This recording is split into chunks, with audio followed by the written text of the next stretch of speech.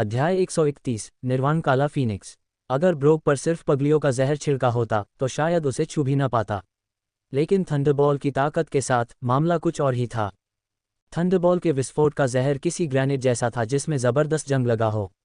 ये ब्रोक की ऊपरी सुरक्षा को भेदता हुआ सीधे उसके शरीर में समा गया। हरे धुएं का एक के बाद एक झोंका निकला, यहाँ तक कि उसका चेहरा और आंखें भी उससे भर गईं। क्योंकि चेन रुई ने इसे जमीन पर लेते हुए विस्फोट किया था, इसलिए ब्रोक के शरीर के निचले आधे हिस्से को सबसे अधिक नुकसान हुआ। ब्रोक ने जहर से छलनी हुई दाहिनी आंख को कसकर ढंक लिया और अपने शरीर के निचले हिस्से के एक खास हिस्से को भी ढंक लिया और तीखी गुर्राहटें निकालीं। उसने कभी सोचा भी नहीं था कि ये दयनीय चींटी एक शक्तिशाली दानव सम्राट को इतना नुकसान पहुंचा सकती है। न सिर्फ गंभीर चोटें, बल्कि उसे डर था कि विस्फोट के कारण उसके शरीर में प्रवेश करने वाला जहर उसके शरीर में तेजी से घूम रहा होगा। अपनी दानव सम्राट शक्तियों के बावजूद वह इसे रोक नहीं सका। चीख पुकार के बीच ब्रोक ने चेन रुई की छाती पर पैर पटक दिया। अचानक हड्डियां चटक गईं, छाती को चीरती हुई सीधे मिट्टी में धंस गईं, फिर धीरे धीरे उन्हें बाहर खींच लिया। चेन रुई को पहले से ही दर्द का एहसास नहीं हो रहा था। उसका शरीर किसी दानव सम्राट के बराबर नहीं था। अभी अभी हुआ वज्र गोल विस्फोट वास्तव में एक आत्मघाती मिशन था। वह पहले से ही घातक रूप से घायल था। चाहे उसकी विशेषताएं लेस देन क्षति अवशोषण ग्रेटर देन और लेस देन सूक्ष्म रूप ग्रेटर देन कितनी भी शक्तिशाली क्यों ना हो, यह कोई पुनरुत्थान कौशल नहीं था। यही बात उपचार औषधियों के लिए भी लागू होती थी, और ये तो कहना ही क्या कि उसके पास औषधि निकालने की भी शक्ति नहीं थी। इस बार उसने सचमुच इतनी कोशिश की कि वह कुछ भी नहीं कर सका। चेन रुई की चेतना अचानक साफ हो गई। वह स्पष्ट रूप से क्रूर ब्रोक और वाइवन को हवा में अपनी ओर दौड़ते हुए देख सकता था, बस उसका शरीर पंख की तरह हल्का महसूस हो रहा था। क्या यह मेरी मृत्यु से पहले का अंतिम क्षण है? चेन रुई को सबसे पहले एथेना का ख्याल आया। उसकी गर्म मुस्कान धूप की तरह थी। दुर्भाग्य से अब वह एक वादा पूरा नहीं कर सकता था। वह उसके लिए अपना कौमार्य बचाना चाहता था, लेकिन बदकिस्मती से उसे उस औरत ने लूट लिया जिसका असली नाम उसे पता नहीं था। काश वह ऐसा उस छोटी सी लकड़ी की झोपड़ी में ही कर पाता। वह सचमुच उसे अपनी भावनाएं ठीक से बताना चाहता था। साथ ही वह अपने प्रेम प्रसंग के बारे में भी ईमानदार रहना चाहता था, भले ही उसे मार पड़े। लेकिन अब उसके पास ऐसा करने का मौका नहीं था। क्रिस्टीना, वह उसे अभी के लिए यही कहेगा। गलती से वह उसकी पहली औरत बन गई। वह औरत इतनी परफेक्ट थी कि उसने उसके दिल की धड़कनें तेज कर दीं। हालांकि उसकी सोच थोड़ी ज्यादा जटिल थी, उसकी शक्तियां थोड़ी ज्यादा प्रबल थीं, उसकी पृष्ठभूमि थोड़ी ज्यादा अच्छी थी। शायद उनका साथ में कोई भविष्य नहीं था। हाँ, सच में अब उनका कोई भविष्य नहीं था। वह उस कमबख्त रोमन से शर्त लगाने को तैयार था कि जब वह औरत उसका शरीर देखेगी तो उसके पहले शब्द जरूर बेवकूफ़ आदमी होंगे। शिया, सिस्टर आइसबर्ग, उनकी दोस्ती धुंधली थी। जहरीले अजगर के शब्दों में कहें तो दोस्ती प्यार की शुरुआत होती है। उसे उसकी पिघलती मुस्कान बहुत पसंद थी, भले ही वो बस एक झलक ही क्यों न रही हो। बदकिस्मती से अब वो उसे दोबारा नहीं देख पाएगा। जहां तक उस लोली की बात है जिसने जबरदस्ती उसका पहला चुंबन छीन लिया था, उसे खुद भी समझ नहीं आ रहा था कि उसे क्या महसूस हो रहा है। हाय, एक खौफनाक चाचा होने के नाते उसे नीची नज़रों से देखा जाता, लेकिन अब वह चाहकर भी उसका साथ नहीं दे सकता था। मौत के कगार पर भी वह न जाने कितनी औरतों के बारे में सोच रहा था। मर्द वाकई बेवकूफ़ होते हैं। अंत में वह पगलियों को एक मौन श्रद्धांजलि देना चाहता था जिसके साथ उसने एक पारस्परिक अनुबंध पर हस्ताक्षर किए थे। ये बदकिस्मत अजगर उसके द्वारा नीचे घसीटा गया। अगर इस दुनिया में पाताल लोक होता और वह वहां इस अजगर से टकरा जाता तो उसे लगातार सताया जाता। क्रोधित ब्रोक ने चेन रुई के अंगों पर बेरहमी से पैर पटककर उन्हें तोड़ डाला। ब्रोक ने अपने पैर से उसका सिर कुचलने से ठीक पहले अचानक दूर से एक अजीब सी आवाज़ आई। इस ध्वनि से ब्रोक, जो उन्माद की स्थिति में था, होश में आ गया और उसके चेहरे के भाव पूरी तरह बदल गए। ये सांस लेने की आवाज़ थी। हर सांस के साथ गिरे हुए पत्ते हवा में नाच रहे थे। जमीन की मिट्टी, जंगल के पेड़, यहाँ तक कि ब्रोक खुद भी अनायास ही हिल रहे थे। यहाँ तक कि आसमान के बादल भी हर सांस के साथ फैल और सिकुड़ रहे थे। सांस लेने की ध्वनि वास्तव में आकाश और जमीन को प्रभावित कर सकती है। ब्रोक ने अपनी जहर लगी दाहिनी आंख को ढक लिया, लेकिन अपने चेहरे पर सदमे को नहीं छिपा सका। सांसों की आवाज़ लंबी और गहरी होती गई। जमीन हल्की सी हिलने लगी। आखिरकार एक साफ चहचहाहट सुनाई दी। ऐसा लग रहा था जैसे कोई चिड़िया अंडे से निकल रही हो। ये चहचहाहट एक अजीब सी ऊर्जा से भरी थी। इस चीख ने चेन रुई को, जिसकी आत्मा लगभग चली गई थी, कुछ ऊर्जा वापस दिला दी। शक्तिशाली ब्रोक कुछ और ही अनुभव कर रहा था। चिनराट के क्षेत्र में एक रहस्यमयी शासन था। यह एक ऐसी उच्चस्तरीय शक्ति का प्रतिनिधित्व करता था जिसे देखकर उसके जैसा दानव सम्राट भी आश्चर्य से कांप उठता था। चहचहाहट के ऊपर एक काली लौ जल रही थी। जहां से चहचहाहट सुनाई दे रही थी वहां लौ की शक्ति महसूस की जा सकती थी। काली लौ का रंग लूसीफर शाही परिवार से काफी मिलता जुलता था, लेकिन यह उस विनाशकारी शक्ति के बिल्कुल विपरीत था। ये जीवन की लौ थी। लौ के नीचे लगे पौधे पुनर्जीवन का प्रकाश बिखेर रहे थे। आग की लपटों में धीरे धीरे एक विशालकाय पक्षी की आकृति उभरी। वह पूरी तरह से काला था और उस पर हल्के से सोने की परत चढ़ी हुई थी। उसके 2 विशाल पंख थे और उसकी पूंछ से 3 खूबसूरत पंख लटक रहे थे।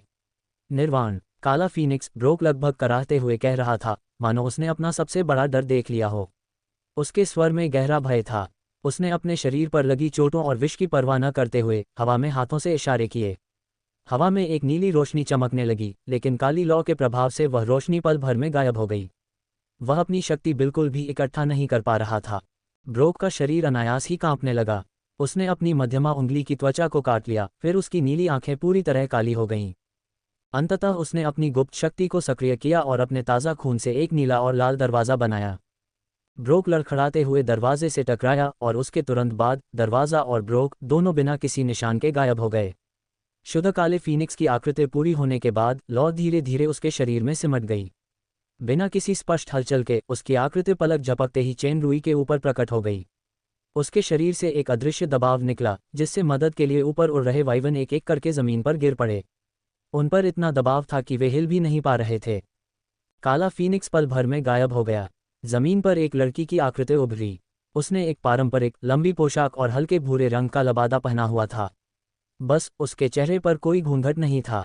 इस लड़की के काले बाल, गहरी आंखें और अविश्वसनीय सुंदरता की तुलना में आकाश के 2 चंद्रमा भी फीके पड़ जाएंगे। उसकी खूबसूरत तारों भरी आंखों में एक हल्की सी चमक थी जो किसी झील की गहराई और शांति जैसी लग रही थी। जियुतियान शुवान आभा फल का असर वाकई शैतानी अनार से कहीं बेहतर था। अपनी इच्छाओं को रोक न पाने के मामूली दुष्प्रभाव के अलावा लेस देन निर्वाण ग्रेटर देन पाने की इसकी पूरक क्षमता मेरी उम्मीदों से कहीं बढ़कर थी।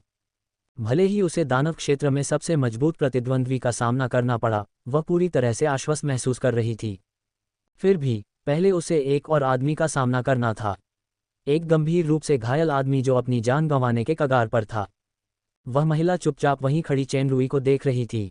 गहरी नींद में उसने मन बना लिया था कि जागने के बाद सबसे पहले ब्रोक को नहीं, बल्कि उस आदमी को मारना है जिसने उसका शरीर हासिल किया था।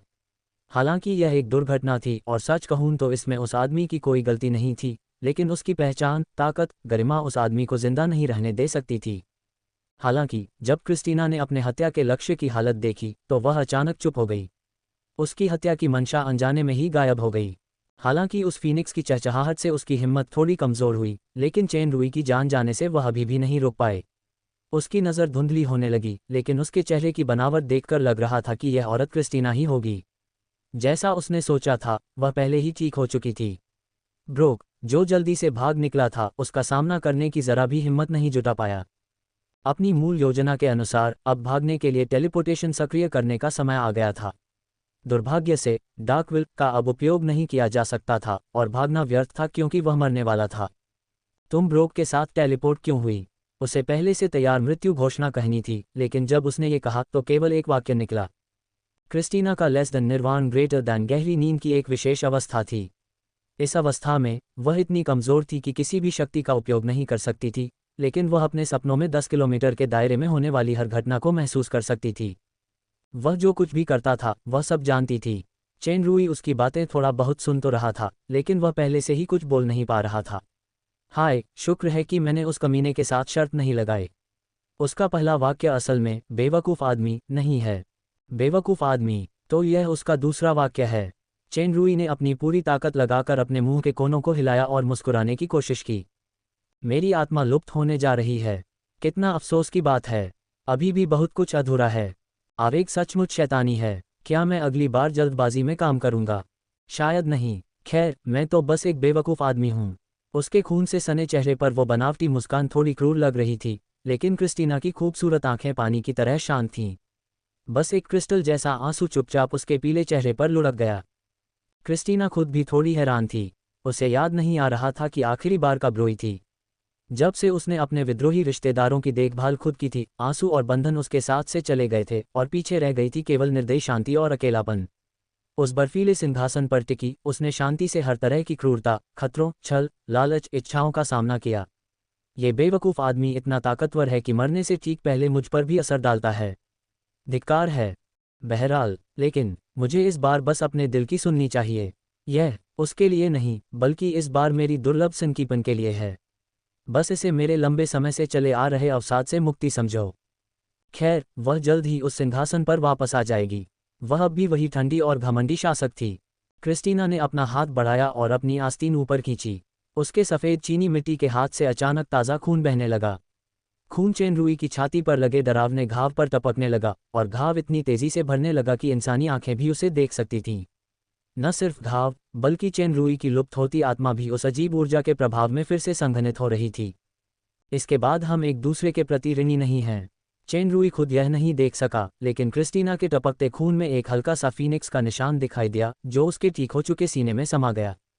इस अद्भुत शक्ति के प्रभाव से उसकी गंभीर रूप से घायल छाती और अंग धीरे धीरे ठीक होने लगे। हालांकि उसकी अंदरूनी चोटें अभी भी गंभीर थीं, लेकिन वह पहले से ही तरोताज़ा हो रहा था और उस व्यक्ति से बिल्कुल अलग इंसान बन रहा था जो अभी मरने के कगार पर था। चेन रुई की पलकें खास तौर पर भारी लग रही थीं। वह अपने कानों में बस एक ही बात सुन पा रहा था, अगली मुलाकात तुम्हारी मौत की सज़ा होगी। उसने क्रिस्टीना को देखने के लिए अपनी आंखें खोलने का प्रयास किया, लेकिन अंततः वह थकान से लड़ने में असमर्थ रहा और सो गया। आसमान घने बादलों से भरा था, बस बैंगनी चांदनी बादलों के बीच से झांक रही थी। डार्क मून सिटी के लड़ाकू राक्षसों के लिए आज की रात बहुत महत्वपूर्ण दिन था। अखाड़े में लड़ाई शुरू होने वाली थी। हमेशा की तरह इस बार भी अलग, अखाड़े ने आज रात के लिए कोई अन्य प्रदर्शन आयोजित नहीं किया, क्योंकि वे लड़ाइयाँ इस लड़ाई की तुलना में महत्वहीन प्रतीत होंगी। कुछ दिन पहले भी इस लड़ाई को लेकर काफ़ी प्रचार किया जा रहा था। इस लड़ाई में दो पक्ष थे, अखाड़े का मालिक उच्च दानव अरक्स और क्लोब गैंग का मुखिया अगुइले। अरक्स, वित्त अधिकारी जोसेफ एल्विन के अधीन 3 सबसे शक्तिशाली अधीनस्थों का मुखिया था। वह एक उच्च श्रेणी का दानव था। 1 महीने पहले उसका करोन परिवार से संघर्ष हुआ था। उसने करोन परिवार के सबसे शक्तिशाली उच्च श्रेणी के दानव सलादोर से युद्ध किया था और 2 बार चोटों के कारण हार गया था। आधे महीने बाद अरक्स ने सलादोर को फिर से युद्ध के लिए चुनौती दी और उसे हरा दिया। युद्ध के बाद सलादोर ने खुद स्वीकार किया कि वह अरक्स का कोई मुकाबला नहीं कर सकता। अरक्स पहले ही एक उच्च दानव की सीमाओं को तोड़ने के करीब पहुंच चुका था। मौका मिलते ही वह एक उत्परिवर्तित वंश के महादानव की पहचान के साथ दानव राजा बन सकता था। एक बार जब वह दानव राजा बन जाता है तो भले ही अरक्स में ये बदलाव न हुए हों, उसकी भावी वंशावली एक उत्परिवर्तित वंशावली के महादानव में बदल सकती है। उसकी अपनी शक्तियां जितनी अधिक होंगी, उसकी भावी पीढ़ियों की उत्परिवर्तित वंशावली शक्तियां उतनी ही प्रबल होंगी। शाही परिवारों से बाहर पैदा हुए दानवों के लिए यह ईर्ष्या का विषय था। बेशक, आंतरिक क्षमता हमेशा राक्षसों के लिए सबसे बड़ी बाधा रही है। सीमाओं को तोड़ना इतना आसान नहीं था। बस देखना है कि क्या अरक्स उस छोटे से मौके का फ़ायदा उठाकर सफलतापूर्वक आगे बढ़ पाता है। आज के समय में एग्युइल भी एक रहस्यमयी शक्ति थी। शुरुआत में अगुइले एक छोटा सा जीव था जो मध्यवर्ती दानवों की निचली श्रेणी की लड़ाइयों में बमुश्किल ही हिस्सा ले पाता था। उसके बाद वह धीरे धीरे आगे बढ़ता गया।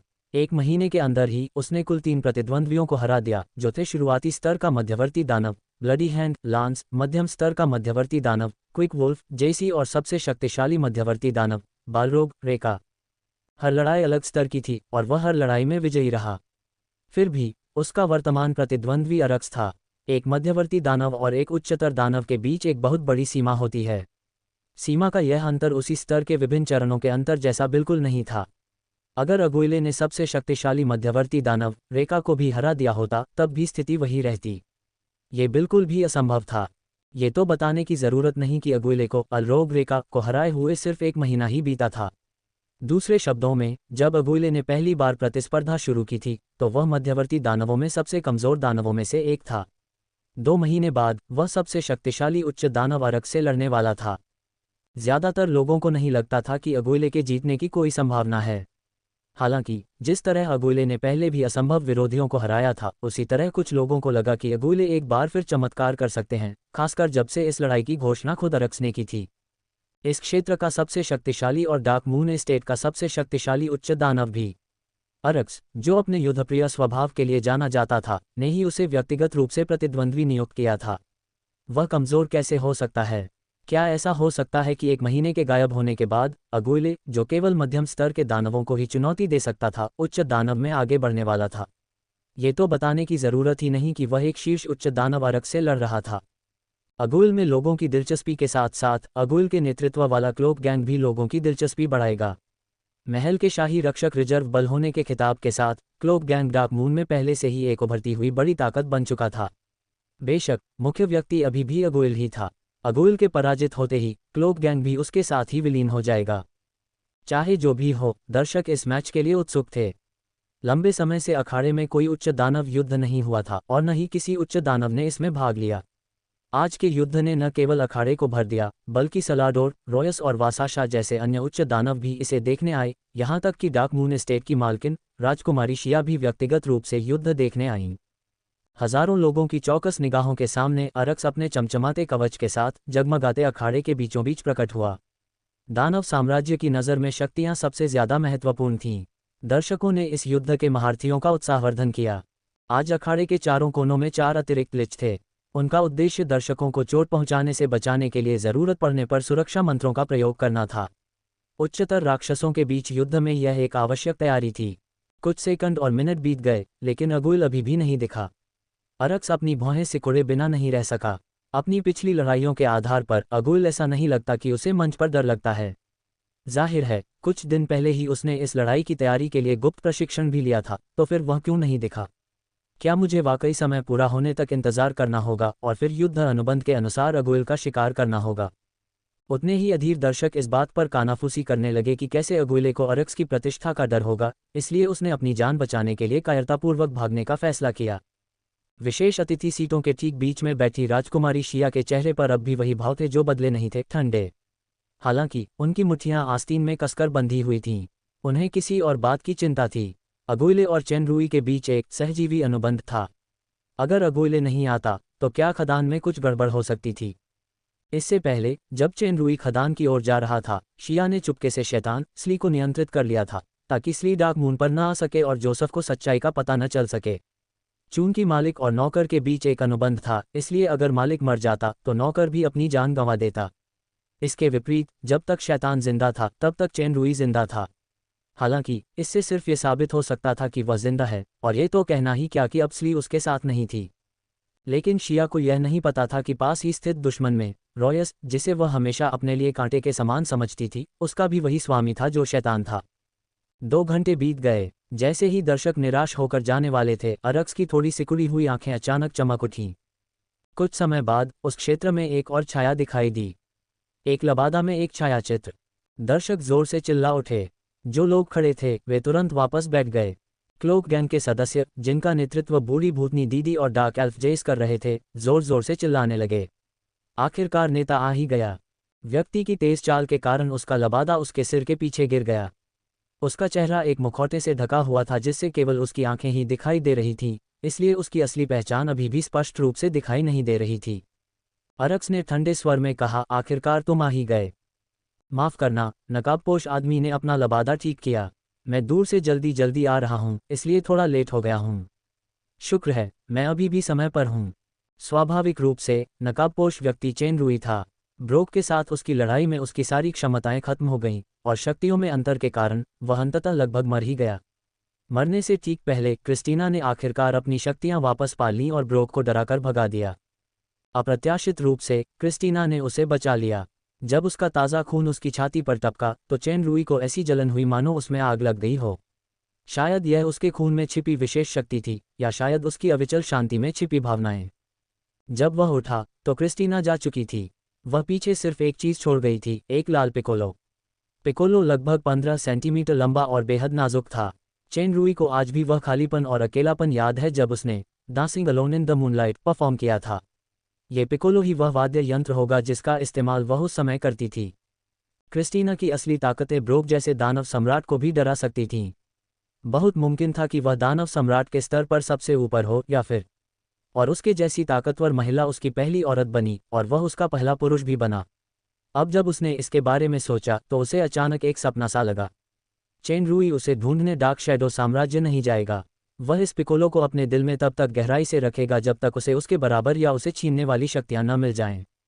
वह उसके जीवन में बस एक राहगीर रहेगी या उसे हमेशा के लिए अपने पास रखेगी, ये निर्णय उसके हाथ में था।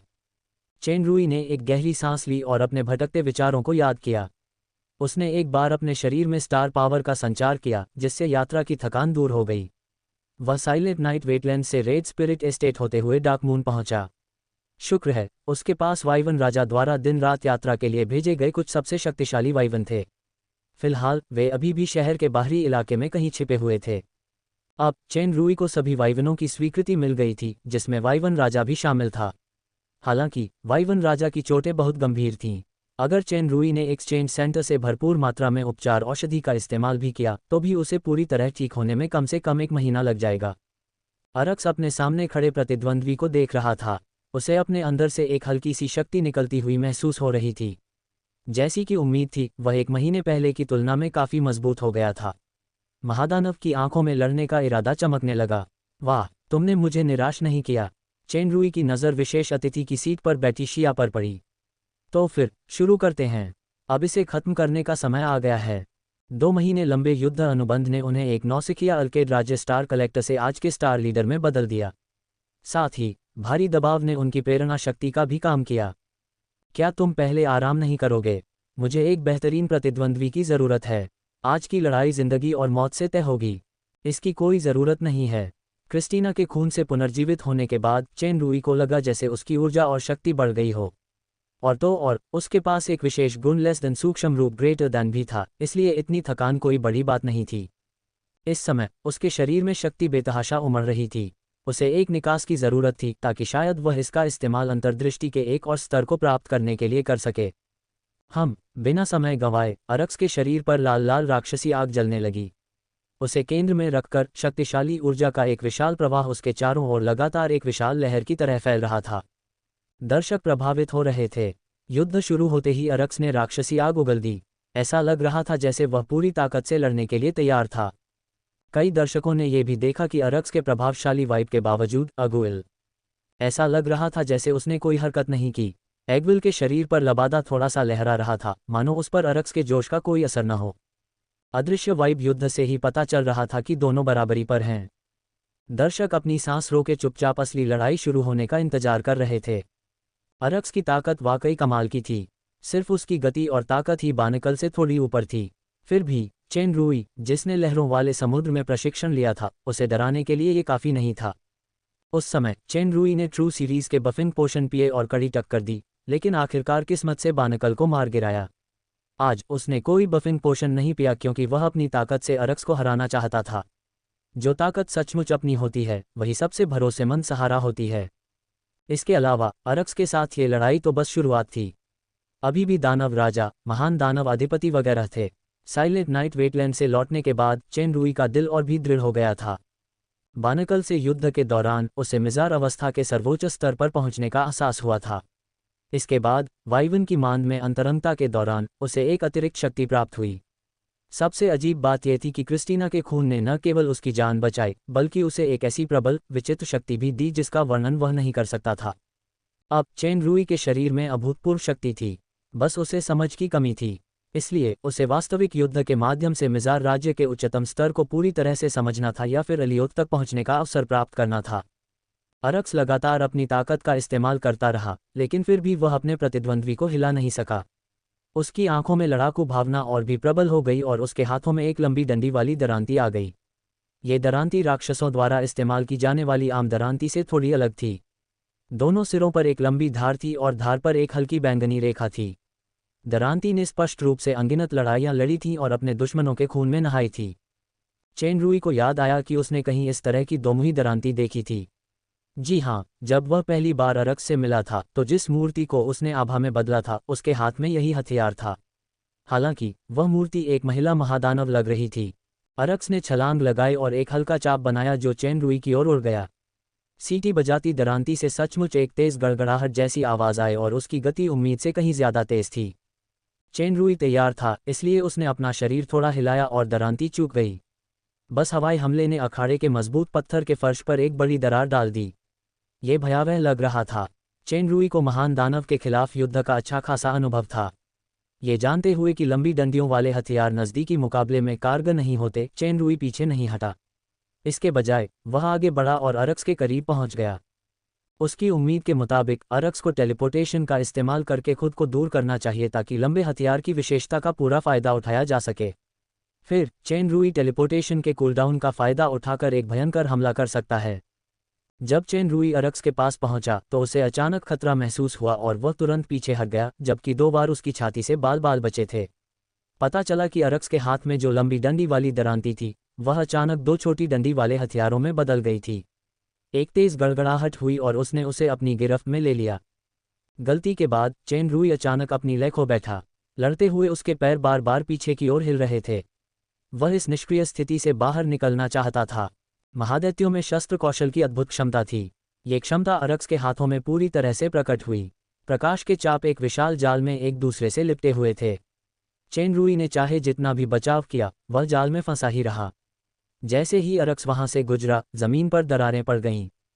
दर्शक ज्यादातर अरक्स के समर्थक थे, इसलिए वे जोर जोर से जयकार कर रहे थे। फिर भी अरक्स ने अपनी सतर्कता बिल्कुल नहीं छोड़ी। ये दुश्मन काफी निष्क्रिय लग रहा है, लेकिन इतने जोरदार हमले के बावजूद वह बिल्कुल भी नहीं घबरा रहा है। वह जरूर कोई जबरदस्त चाल चल रहा होगा, जैसे पिछली बार सफेद रोशनी वाला गोला। चेन रूई ने अरक्स के उन्मत्त हमले का शांति से सामना किया। जैसे ही उसे मौका मिला उसने अरक्स की निष्क्रिय अवस्था को बदलने के लिए उसकी निचली पसलियों पर मुक्का मारा। उसे उम्मीद नहीं थी कि अरक्स बच नहीं पाएगा। इसके बजाय अरक्स की दरांती चेन रूई के कंधे पर लगी। यह एक ऐसी रणनीति थी जिसमें दोनों पक्षों को नुकसान उठाना पड़ता था। चेन रूई की प्रतिक्रिया बेहद तेज थी। उसने अपने शरीर को एक मोड़ से अपने कंधे पर हुए वार को कम कर दिया और फिर भी सीधे अरक्स की निचली पसलियों पर मुक्का मारा। अरक्स को लगा जैसे उस जगह पर एक अंतहीन विशाल लहर दौड़ गई हो जहां उसे मुक्का मारा गया था। वह कराह उठा और एक कदम पीछे हट गया। जमीन पर, जिसे जानबूझकर मजबूत किया गया था, अचानक दरारों से भरा एक पदचिह्न दिखाई दिया। इसके साथ ही एक और छोटी दरांती चेन रूई की कमर के आर पार किसी विषैले सांप की तरह गुजरी और उसके आर पार होते हुए खून दिखाई दे रहा था। चेन रूई को दूसरे वार की उम्मीद नहीं थी। वह अरक्स की युद्ध प्रतिक्रिया से भी हैरान था। उसे एक मुक्के के बदले 2 वार मिले। चूंकि चेन रूई अब निष्क्रिय अवस्था में नहीं था, उसने बिना किसी हिचकिचाहट के एक जोरदार हमला बोल दिया। अरक्स की आंखों में जोश और भी गहरा हो गया। उसके दोनों हाथ मानो हथियारों के साथ मिलकर एक हो गए हों और चेन रूई की लहरदार ताकत से टकराती गड़गड़ाहट भरी आवाजों में अनगिनत किरणें पैदा हो रही थीं। असली भयंकर युद्ध शुरू हो गया था। लगातार प्रहार, गड़गड़ाहट और चिल्लाने की आवाजें सुनाई दे रही थीं, जबकि क्षेत्र में हास्यास्पद विनाश का निशान तेजी से फैल रहा था। अखाड़े के चारों कोनों पर एक एक लिच मौजूद था जो दर्शकों की सुरक्षा के लिए सक्रिय रक्षात्मक जादुई व्यूह को नियंत्रित कर रहा था। उच्च दानव युद्ध में यह एक अनिवार्य सुविधा थी। दर्शक उनकी चालें लगभग स्पष्ट रूप से नहीं देख पा रहे थे, फिर भी रक्षात्मक जादुई व्यूह पर पड़ने वाले प्रहारों से वे टकराव की भयावहता का अंदाजा लगा सकते थे। उन्हें ऐसा लग रहा था जैसे गड़गड़ाहट की आवाज में भयानक लहरें उठ रही हों। वे जहां भी गए वहां का अतिरिक्त मोटा सीमेंट का फर्श टूटा और बिखरा हुआ था। उन्होंने सोचा था कि लड़ाई शुरू में बहुत भारी होगी, लेकिन लड़ाई की तीव्रता वास्तव में उनकी उम्मीदों से कहीं अधिक थी। शिया उस जगह पर सबसे ताकतवर दर्शक थी, लेकिन देखते ही उसकी भौहें तन गईं।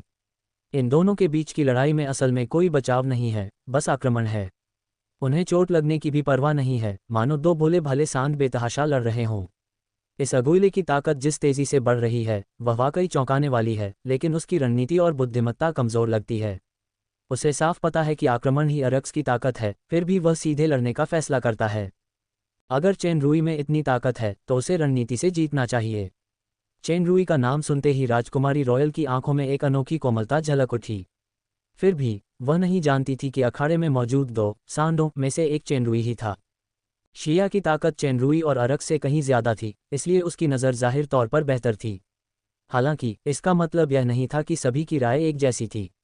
साराडो, जो एक बार अरक्स के साथ बराबरी पर था, बाद में पूरी तरह से हार गया, उसकी राय बिल्कुल अलग थी। करोन परिवार का ये सबसे शक्तिशाली उच्च दानव लड़ रहे दोनों की आकृतियों को गौर से देख रहा था। उसकी आंखें कांप उठीं क्योंकि रक्षात्मक जादू का जाल थोड़ा हिल गया था। दोनों ही पागल हैं। मैंने कभी नहीं सोचा था कि अरक्स के अलावा अगुइले भी एक पागल है जिसे अपनी जान की परवाह नहीं है। वह असल में अरक्स पर लगातार हमला करता रहता है। अगर मैं होता तो 5 मिनट में अपनी रणनीति बदल देता। रॉयस का दिल भी दंग रह गया। वहां मौजूद किसी को भी अगुइले की असली पहचान उससे बेहतर नहीं पता थी, और 1 महीने पहले तो उसे इस आदमी की ताकत का अंदाजा और भी ज्यादा था। उस समय चेन रूई को उसने तब तक एक मृत अंत तक पीछा किया जब तक कि उसने नीली झील पर ड्रैगन को बुलाकर उसे वश में नहीं कर लिया। सिर्फ 1 महीने में इस गुरु की ताकत इतनी बढ़ गई थी कि वह उसका सम्मान करने लगा। और भी लोग जो हैरान थे वे थे शेर फेलन, जो अगुइल के टुकड़े टुकड़े कर देना चाहता था, क्लोक गैंग का उपनेता जो नेता डार्क एल्फ जेसी को चुनौती देने पर तुला हुआ था, और बहुत सारे दर्शक जो अगुइल के समर्थक नहीं थे। सबके दिल में एक ही समय में एक भावना थी। ये 2 घंटे व्यर्थ नहीं गए क्योंकि यह सबसे शक्तिशाली उच्च राक्षसों के बीच एक दुर्लभ लड़ाई थी।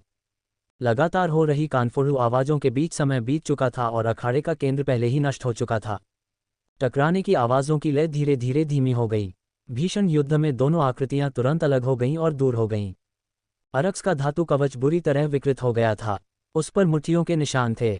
उसके मुंह के किनारे से खून बह रहा था और वह हाँफ रहा था। फिर भी उसके शरीर पर राक्षसी आग और भी तेज जल रही थी और उसकी रक्तलाल आंखों से एक अजीब सी चमक निकल रही थी, उत्साह। 100 साल बाद ये पहली बार था जब उसे किसी ऐसे प्रतिद्वंद्वी का सामना करना पड़ा जिससे उसे इतना आनंद मिला। अब तक वह उससे सीधे तौर पर लड़ता रहा है। चेनरुई की आंखें भी हाँफते हुए चमक रही थीं। इस तरह के द्वंद्व में बहुत ऊर्जा खर्च होती है। ये सहनशक्ति, इच्छाशक्ति और शारीरिक गठन के लिए एक बड़ी चुनौती थी। उसकी स्टार पावर बहुत कम हो गई थी और उसका लबादा बहुत पहले ही टुकड़ों में कट चुका था। उसका शरीर घावों से भरा हुआ था, लेकिन कोई गंभीर चोट नहीं थी।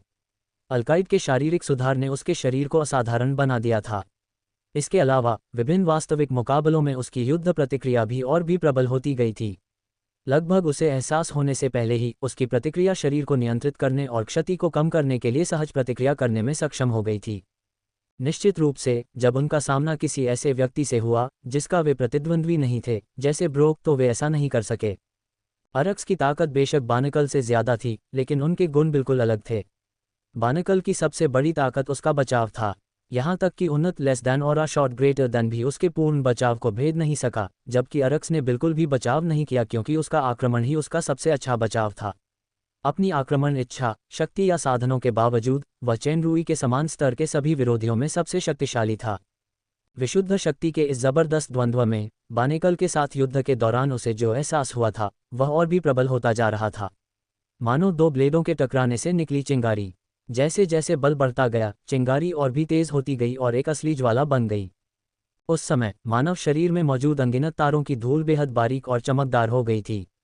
हर एक टुकड़ा हजारों बार परिष्कृत किए गए अलग अलग टुकड़ों जैसा था, फिर भी वे एक शरीर के रूप में एक दूसरे से जुड़े हुए थे। उस दौरान उससे निकलने वाले प्रकाश ने पूरे त्रिआयामी शरीर को भर दिया था। इतना ही नहीं, उसमें शरीर से बाहर निकलने का हल्का सा एहसास भी था। चेनरुई ने लहरदार समुद्र और गुरुत्वाकर्षण प्रशिक्षण के जरिए पहले ही काफी बोध अर्जित कर लिया था। अब उसने इस नए एहसास को तुरंत पकड़ लिया। यहाँ तक कि साइलेंट नाइट वेटलैंड में उसने जो कुछ बाहरी शक्तियाँ ग्रहण की थीं, वे भी धीरे धीरे उसके शरीर की असली ताकत में तब्दील होने लगीं। मुझे यकीन नहीं हो रहा कि मैं तुम्हारे जैसे निडर प्रतिद्वंद्वी से भिड़ूंगा।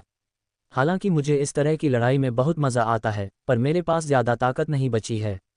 तुम्हारी सहनशक्ति और शरीर मुझसे साफ तौर पर ज्यादा मजबूत है। अगर हम आमने सामने हमला करते रहे तो सबसे पहले मैं ही हारूंगा। अरक्स ने बिना कुछ छिपाए कहा और इससे भीड़ में हलचल मच गई। अरक्स वास्तव में स्वीकार करता है कि वह अगुइले जितना अच्छा नहीं है। अपना सम्मान व्यक्त करने के लिए मुझे अपने सबसे मजबूत आक्रमण कौशल का उपयोग करके आपका सिर काटने और इस युद्ध को समाप्त करने की अनुमति दें। जैसे ही अगुइले ने अपनी बात पूरी की, उसके हाथों में पड़ी दोनों दरांतियां मिलकर एक लंबी दरांती बन गईं। उसके दोनों हाथ तेजी से हिले और दरांती तेज गति से घूमने लगी। दर्शकों को लगा कि उनकी दृष्टि विकृत और धुंधली हो गई है, मानो अगुइले को केंद्र में रखकर उस जगह में कोई अजीब बदलाव आ गया हो। सिर्फ आक्रमण करने से ही अखाड़े की जमीन दबाव झेल न पाने के कारण टूट गई। अनगिनत टूटी हुई चट्टानें ताकत के प्रभाव में धीरे धीरे ऊपर उठीं, लेकिन ऊपर उठने से पहले ही बिखर गईं।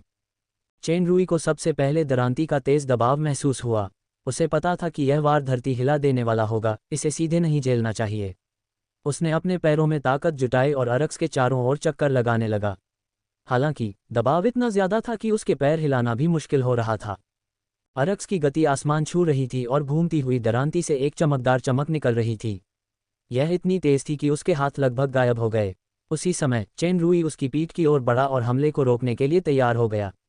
अचानक अरक्स की आकृति गायब हो गई। टेलीपोर्टेशन। चेनरुई को पीछे से एक भयानक सांस आती हुई महसूस हुई। उसे एहसास हुआ कि कुछ गड़बड़ है, इसलिए वह तुरंत मुड़ा। तभी उसने देखा कि अरक्स की आकृति उसके पीछे लगभग 7-8 मीटर की दूरी पर हाथों में धधकती आग लिए दिखाई दी। आग से लथपथ एक विशाल भयंकर जानवर दहाड़ता हुआ उसकी ओर झपटा। चेन रूई को लगा कि एक जलती हुई शक्ति उसकी ओर आ रही है। उसमें विनाश की एक भयानक शक्ति थी। उसे सहज ही एहसास हुआ कि यह कोई भ्रम नहीं है। अब जब वह इससे बच नहीं सकता था तो उसने चिल्लाकर अपने दोनों हाथों में स्टार पावर इकट्ठा की और उस राक्षस का सामना किया। पहले चेन रूई हमेशा less than aurora shot greater then दाग कर विरोधी को प्रतिरोध करने के लिए प्रेरित करता था। आज आखिरकार उसका सामना एक ऐसे प्रतिद्वंद्वी से हुआ जिसके पास लंबी दूरी का ऊर्जा हमला था। अब बचाव की बारी उसकी थी। संपर्क के क्षण में चेन रूई का शरीर कांप उठा। उसे लगा जैसे उसका पूरा शरीर उस भयानक दबाव से विकृत हो गया है। यहाँ तक कि उसकी स्टार पावर भी ध्वस्त होने का खतरा था। इसलिए उसे आराम नहीं करना चाहिए। एक बार उसकी सुरक्षा ध्वस्त हो गई तो वह भयानक शक्ति उसे पूरी तरह निगल जाएगी। चेन रूई को बल द्वारा अनायास ही पीछे धकेला जा रहा था। जिस जमीन से वह जानवर गुजर रहा था वह कुचली जा रही थी। कुचलते हुए वह केवल रक्षात्मक मुद्रा ही बनाए रख पा रहा था। उसे लग रहा था कि उसकी स्टार पावर तेजी से खत्म हो रही है। पूम! उसकी पीठ कठोर दीवार से टकराई और वह पीछे नहीं हट सका। पता चला कि अनजाने में ही चेन रूई को उस जानवर ने मैदान के किनारे धकेल दिया था। किनारे की दीवारों ने सुरक्षा को मजबूत कर रखा था, इसलिए वह उस झटके से बचने के लिए पीछे हटने पर निर्भर नहीं रह सकता था। उसे जानवर के बल को बलपूर्वक सहना पड़ा। उस पर महसूस होने वाला दबाव कई गुना बढ़ गया। वह भयंकर जानवर आग के गोले में बदल गया और चेन रूई को कसकर फंसा लिया, जिससे वह बच नहीं सका।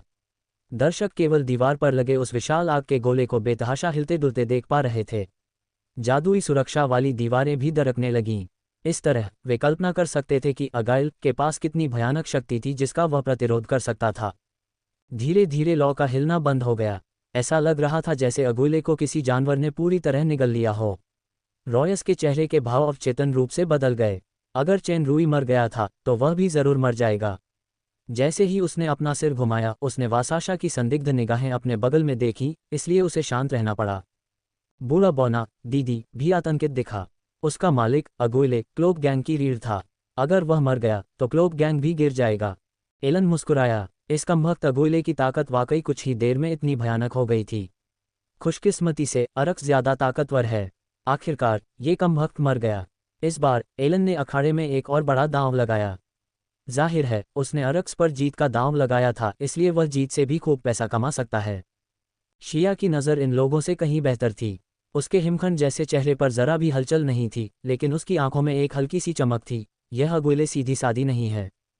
उसी क्षण लगभग शांत पड़ी ज्वाला अचानक कांप उठी। ये कांपना पल भर में और भी तेज हो गया। फिर धमाका, चिंगारियां फूटी और ज्वाला के दहने के साथ ही रक्षा जादू की दीवार फट गई। फिर अनगिनत धुएं से ढकी एक आकृति धीरे धीरे स्पष्ट हो गई। चतुर! उसने वास्तव में अरक्स की अंतिम चाल को विफल कर दिया। चेन रूई जोर जोर से हाँफने लगा। उसका लबादा पहले ही टूट चुका था और उसकी स्टार पावर लगभग खत्म हो चुकी थी। हालांकि शरीर में मौजूद बाहरी शक्ति ने अचानक उसके पूरे शरीर को जानवर का प्रतिरोध करने के लिए भर दिया। चेन रूई को एक साहसिक विचार सूझा। नई अर्जित अंतर्दृष्टि का उपयोग करते हुए उसने जानवर के शक्तिशाली हमले के माध्यम से क्रिस्टीना से अज्ञात शक्ति को पचाने और परिष्कृत करने की प्रक्रिया को लगातार तेज किया। शोधन का ये जुआ खेलने वाला तरीका काफी सफल रहा। उसने उस बिल्कुल नए एहसास को पूरी तरह से समझ लिया था, लेकिन फिर भी वह आगे कोई सफलता हासिल नहीं कर पाया। बढ़ी हुई शक्ति ने अंततः जानवर के हमले को चकनाचूर कर दिया। 3D मानव शरीर में तारों की धूल एक सीमा तक चमक रही थी और उसका अनुभव मूल्य अधिकतम हो गया था। वह सफलता पाने से बस एक कदम दूर था। दुर्भाग्य से वह अब भी एक कदम पीछे था। जरा सा भी अंतर 1 मील जितना बड़ा था। अरक्स अपनी आखिरी चाल के हल होते देख हैरान रह गया, लेकिन उसने तुरंत प्रतिक्रिया दी। अरक्स चेन रूई के सिर के ऊपर टेलीपोर्ट हो गया और 2 मुंह वाली दरांती उसके सिर पर लगी। अरक्स को उसे तब घातक वार करना पड़ा जब वह सबसे कमजोर था। फिर उसने देखा कि चेन रूई बिजली की तरह पीछे की ओर झटका खा रहा है। उसका हाथ चाकू के आकार का है, मानो उसके सिर के पीछे आंखें हों। दशकों के युद्ध अनुभव ने अरक्स को सहज ही संकट का आभास करा दिया था। उसने बलपूर्वक अपनी दरांती निकाली और समय रहते उसे बचा लिया। दूरी के कारण हाथ का चाकू दरांती को छू नहीं पाया। फिर भी वह हवा में वार करता रहा, लेकिन दरांती सचमुच हिल गई और उसमें से चिंगारियां निकलने लगीं। इसके अलावा अरक्स को एक अदृश्य भयावह क्यूई का एहसास हुआ। दरांती से टकराने के बाद वह गति गायब नहीं हुई। वह दरांती के कवच को भेदती हुई उसकी छाती पर गिर पड़ी। उसकी छाती पर लगे कवच में अचानक एक और दरार पड़ गई। अरक्स हैरान रह गया क्योंकि उसे उम्मीद नहीं थी कि यह आदमी पिछली बार की लाइट बॉल के अलावा कोई और भयानक हरकत छिपाएगा। अगर उसकी कड़ी मेहनत से उपजी सहज प्रतिक्रिया न होती तो अदृश्य क्यूई ने उसके शरीर को 2 टुकड़ों में काट दिया होता। अरक्स ने लेस देन और ब्लेड ग्रेटर देन की ताकत का फायदा उठाकर पीछे की ओर मुड़कर चेन रुई से दूरी बना ली। जैसे ही वह जमीन पर उतरा, एक संकट का आभास हुआ। उसने देखा कि चेन रुई ने अपनी उंगलियां फैलाकर उस पर निशाना साधा है। अरक्स की पुतली अचानक सिकुड़ गई। उसने अभी अभी less than teleportation greater than का इस्तेमाल किया था और अब कुछ देर तक उसका इस्तेमाल नहीं कर सकता था। निश्चित रूप से, जैसे ही उसे दागा गया, सफ़ेद प्रकाश का गोला चमक उठा। अरक्स ने अपने दांत भींच लिए और लंबी डंडी वाली दरांती ने उसे रोक दिया। सफ़ेद प्रकाश का गोला तुरंत उसकी आंखों के सामने आ गया। 1 महीने पहले अरक्स ने अपने नंगे हाथों से प्रकाश गोल को आधा फाड़ दिया था, लेकिन सिर्फ 1 महीने में ही उसे लगा कि राक्षसी अग्नि की वृद्धि के बावजूद भी वह उसे सहन नहीं कर पाएगा। यद्यपि यह हल्की गेंद एक आकार छोटी थी, लेकिन इसमें निहित भयानक शक्ति 1 महीने पहले की तुलना में 1 दर्जन गुना अधिक शक्तिशाली थी। अरक्स दहाड़ा और दोमुही दरांती पर आग की लपटें दिखाई दीं। उसका शरीर धीरे धीरे पीछे की ओर हिलने लगा। यह उस दृश्य जैसा था जब चेन रुई ने जानवर का बचाव किया था। गति धीमी थी, लेकिन जमीन पर विनाश के निशान और भी हास्यास्पद थे। अरक्स के हाथ से, जो दरांती पकड़े हुए था, धीरे धीरे खून बहने लगा। उसे लगा जैसे उसके पूरे शरीर की ताकत तेजी से कम हो गई है। वह लगभग अपनी सीमा पर पहुंच गया था। अंततः जिस जगह पर लेस देन और ब्लेड ग्रेटर देन ने दरांती पर वार किया था, वह इतना भारी दबाव सहन नहीं कर सका। डैंग, दरांती 2 टुकड़ों में टूट गई। हालांकि अरक्स बेहद अनुभवी था। दरांती के टूटने से दबाव कम होने का फायदा उठाते हुए उसने पीछे की ओर बढ़ने से बचने के लिए अपने पैर पटके। फिर उसकी मुट्ठियां, जो 2 टूटे हुए ब्लेडों को पकड़े हुए थीं, अचानक पूरी ताकत से फट गईं और less than aurora shot greater then को दूर धकेल दिया। दूर धकेला गया less than aurora shot greater then तब तक उड़ता रहा जब तक कि वह रक्षा जादू की दीवार से टकराकर दीवार पर एक भयानक छेद नहीं कर गया। अरक्स ने उस पल अपनी सारी ताकत झोंक दी और अचानक उसके शरीर में एक अजीब सी खलबली मच गई और वह जोर जोर से हाँफने लगा। अचानक सामने से एक सफ़ेद रोशनी चमकी। उसने एक और प्रकाश पुंज अपनी ओर आते देखा। दूसरा less than aurora shot greater than. अरक्स का दिल अचानक बैठ गया। एग्यूल वाकई लगातार इतना भयानक हमला करने में सक्षम था, और टेलीपोर्टेशन अभी भी ठंडा पड़ रहा है। चूंकि यह अपरिहार्य था, अरक्स ने दोनों टूटे हुए ब्लेड फेंक दिए और उसके शरीर पर पहले से बुझी हुई ज्वाला फिर से प्रज्वलित हो गई। एक जोरदार चीख के बाद उसने अपने दोनों हाथ आगे बढ़ाए और एक बार फिर जोरदार बचाव किया। Less than aurora shot greater then. वह पहले से ही थका हुआ था, इसलिए यह पहले से ज्यादा जोरदार था। उसके शरीर पर लगा धातु का कवच भारी दबाव में फट गया। उसकी हथेलियों, बाहों और कंधों की मांसपेशियों से खून बहने लगा और उसका शरीर पिछली बार से भी ज्यादा तेजी से पीछे की ओर धकेला गया। वर्तमान स्थिति के आधार पर, यदि वह उस हमले का बचाव नहीं कर सका तो उसकी मृत्यु हो जाएगी। अरक्स को लगा कि उसकी सुरक्षा व्यवस्था टूटने वाली है और उसकी राक्षसी आग बुझने वाली है। वह बहादुरी से डटा हुआ था, लेकिन उसकी यह इच्छाशक्ति भी टूटने के कगार पर थी। कमजोर, क्या तुम मुझे मार सकते हो? जोसेफ का मजाकिया चेहरा फिर से उसके सामने आ गया। मैं तुम्हें जीने दे सकता हूं और तुम्हें मुझे चुनौती देने के मौके भी दे सकता हूं। कामयाब होने से पहले तुम्हें मेरे साथ सबसे विनम्र कुत्ता बनना होगा। अरक्स की आंखों में लड़ाकू भावना चरम पर पहुंच गई। उसकी पुतलियां अचानक बैंगनी हो गईं। मृत्यु के कगार पर उसने अपनी सीमा से परे अपनी शक्ति का विस्फोट किया। उसके शरीर पर लाल ज्वाला फिर से भड़क उठी और उसका रंग गहरा होता जा रहा था। उसका शरीर, जिसे धक्का दिया जा रहा था, धीरे धीरे रुक गया और वह दृढ़ता से स्थिर खड़ा रहा। दर्शकों की जोरदार जय जयकार के बीच दूसरे less than aurora shot greater then की रोशनी धीरे धीरे गायब हो गई। अरक्स की बैंगनी लपटें फिर से लाल हो गईं और धीरे धीरे बुझ गईं। अपनी पूरी ताकत झोंक चुके महादानव को अभूतपूर्व कमजोरी का एहसास हुआ। उसी क्षण अचानक एक संकट का भाव प्रकट हुआ। इससे पहले कि वह टेलीपोर्ट करने के लिए अपनी बची हुई ताकत जुटा पाता, उसकी पीठ से एक हथेली चुपचाप उसकी गर्दन से छू गई।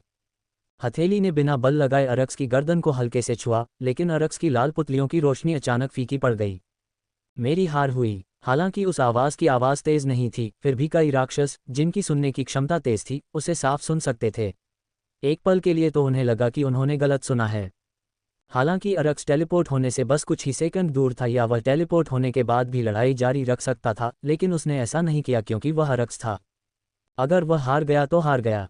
अरक्स द्वंद्वयुद्ध में बिना किसी हिचकिचाहट के अपने प्रतिद्वंद्वी का सिर काट सकता था, चाहे वह कोई ऐसा व्यक्ति ही क्यों न हो जिसका वह सबसे ज्यादा प्रशंसक हो। वह पीछे नहीं हटता था। हालांकि उसकी अपनी शान और दृढ़ता थी। वह एक सच्चे युद्ध को घृणित रूप से अपवित्र करने के बजाय मरना पसंद करता था।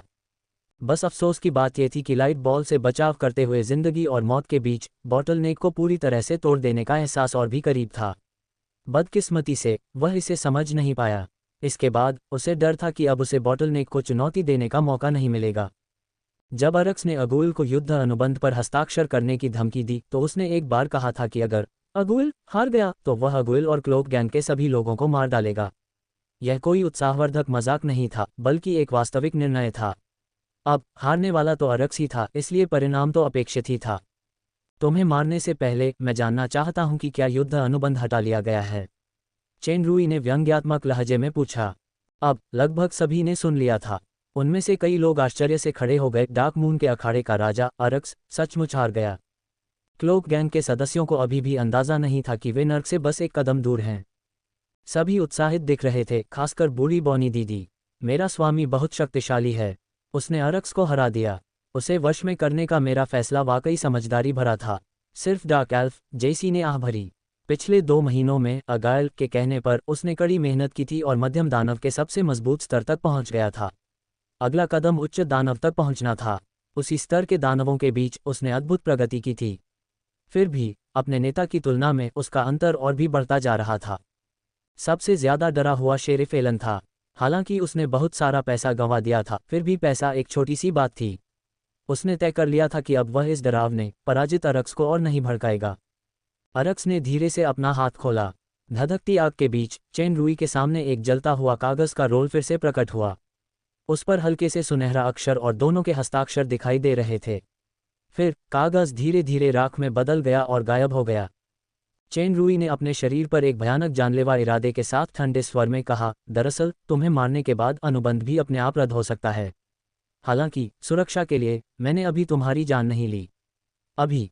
अरक्स न तो भागा और न ही बोला, बल्कि चुपचाप अपनी मौत का इंतजार करता रहा। इंतजार। ठीक समय पर वीआईपी सीटों से एक आवाज़ सुनाई दी। वह रॉयस था। रॉयस ने अखाड़े में टेलीपोर्ट किया और चेन रूई को थोड़ा झुकाया। मिस्टर अगुइले, क्या आपको वह दृश्य याद है जब हम 1 महीने पहले मिले थे? जरूर याद है। चेन रूई ने मन ही मन रॉयस की तारीफ की कि वह समय पर प्रकट हो गया। वह जानबूझकर घमंडी लग रहा था। उस समय मेरी शक्ति अभी भी बंद थी और मैं मिकास नाम के एक छोटे से पात्र के हाथों लगभग मर ही गया था, लेकिन तुमने मुझे बचा लिया। ये सुनकर सभी को अचानक याद आया कि 1 महीने पहले डार्क मून सिटी में 2 विशाल ताकतें इतनी जोरदार लड़ाई लड़ रही थीं कि अब तक जोसेफ और एलन के रिश्ते में सुधार नहीं आ पाया था। ऐसा लग रहा था कि यह सब इसी अजनबी की वजह से हुआ था। हालांकि ये अजनबी पहले से बिल्कुल अलग था। कई दर्शकों ने एक और बात गौर की। पता चला कि अगाइल की ताकत हमेशा किसी न किसी ताकत से बंधी रही है। कोई आश्चर्य नहीं कि उसकी प्रगति की गति इतनी असाधारण है। उसकी वर्तमान ताकत को देखते हुए प्रारंभिक उच्च दानव मिकास को एक छोटा पात्र कहना कोई अतिशयोक्ति नहीं होगी। तुम अरक्स के दोस्त हो ना? तुमने मुझे उस समय इस उम्मीद में बचाया था कि आज का द्वंद्वयुद्ध योजना के अनुसार आगे बढ़ सके। शायद तुम अपने दोस्त से मुझे खुद मरवाना चाहते थे, इसलिए यह कोई नेक काम नहीं है। चेन रूई ने ठंडे स्वर में कहा, लेकिन मैं तुम्हारा एक कर्जदार तो था ही। तो मैं आज तुम्हारा कर्ज चुका दूंगा। बहुत बहुत शुक्रिया सर। बाद में मैं आपको मुआवजे के तौर पर संतोषजनक उपहार दूंगा। रॉयस खुश हुआ, झुककर प्रणाम किया और अरक्स के साथ चला गया।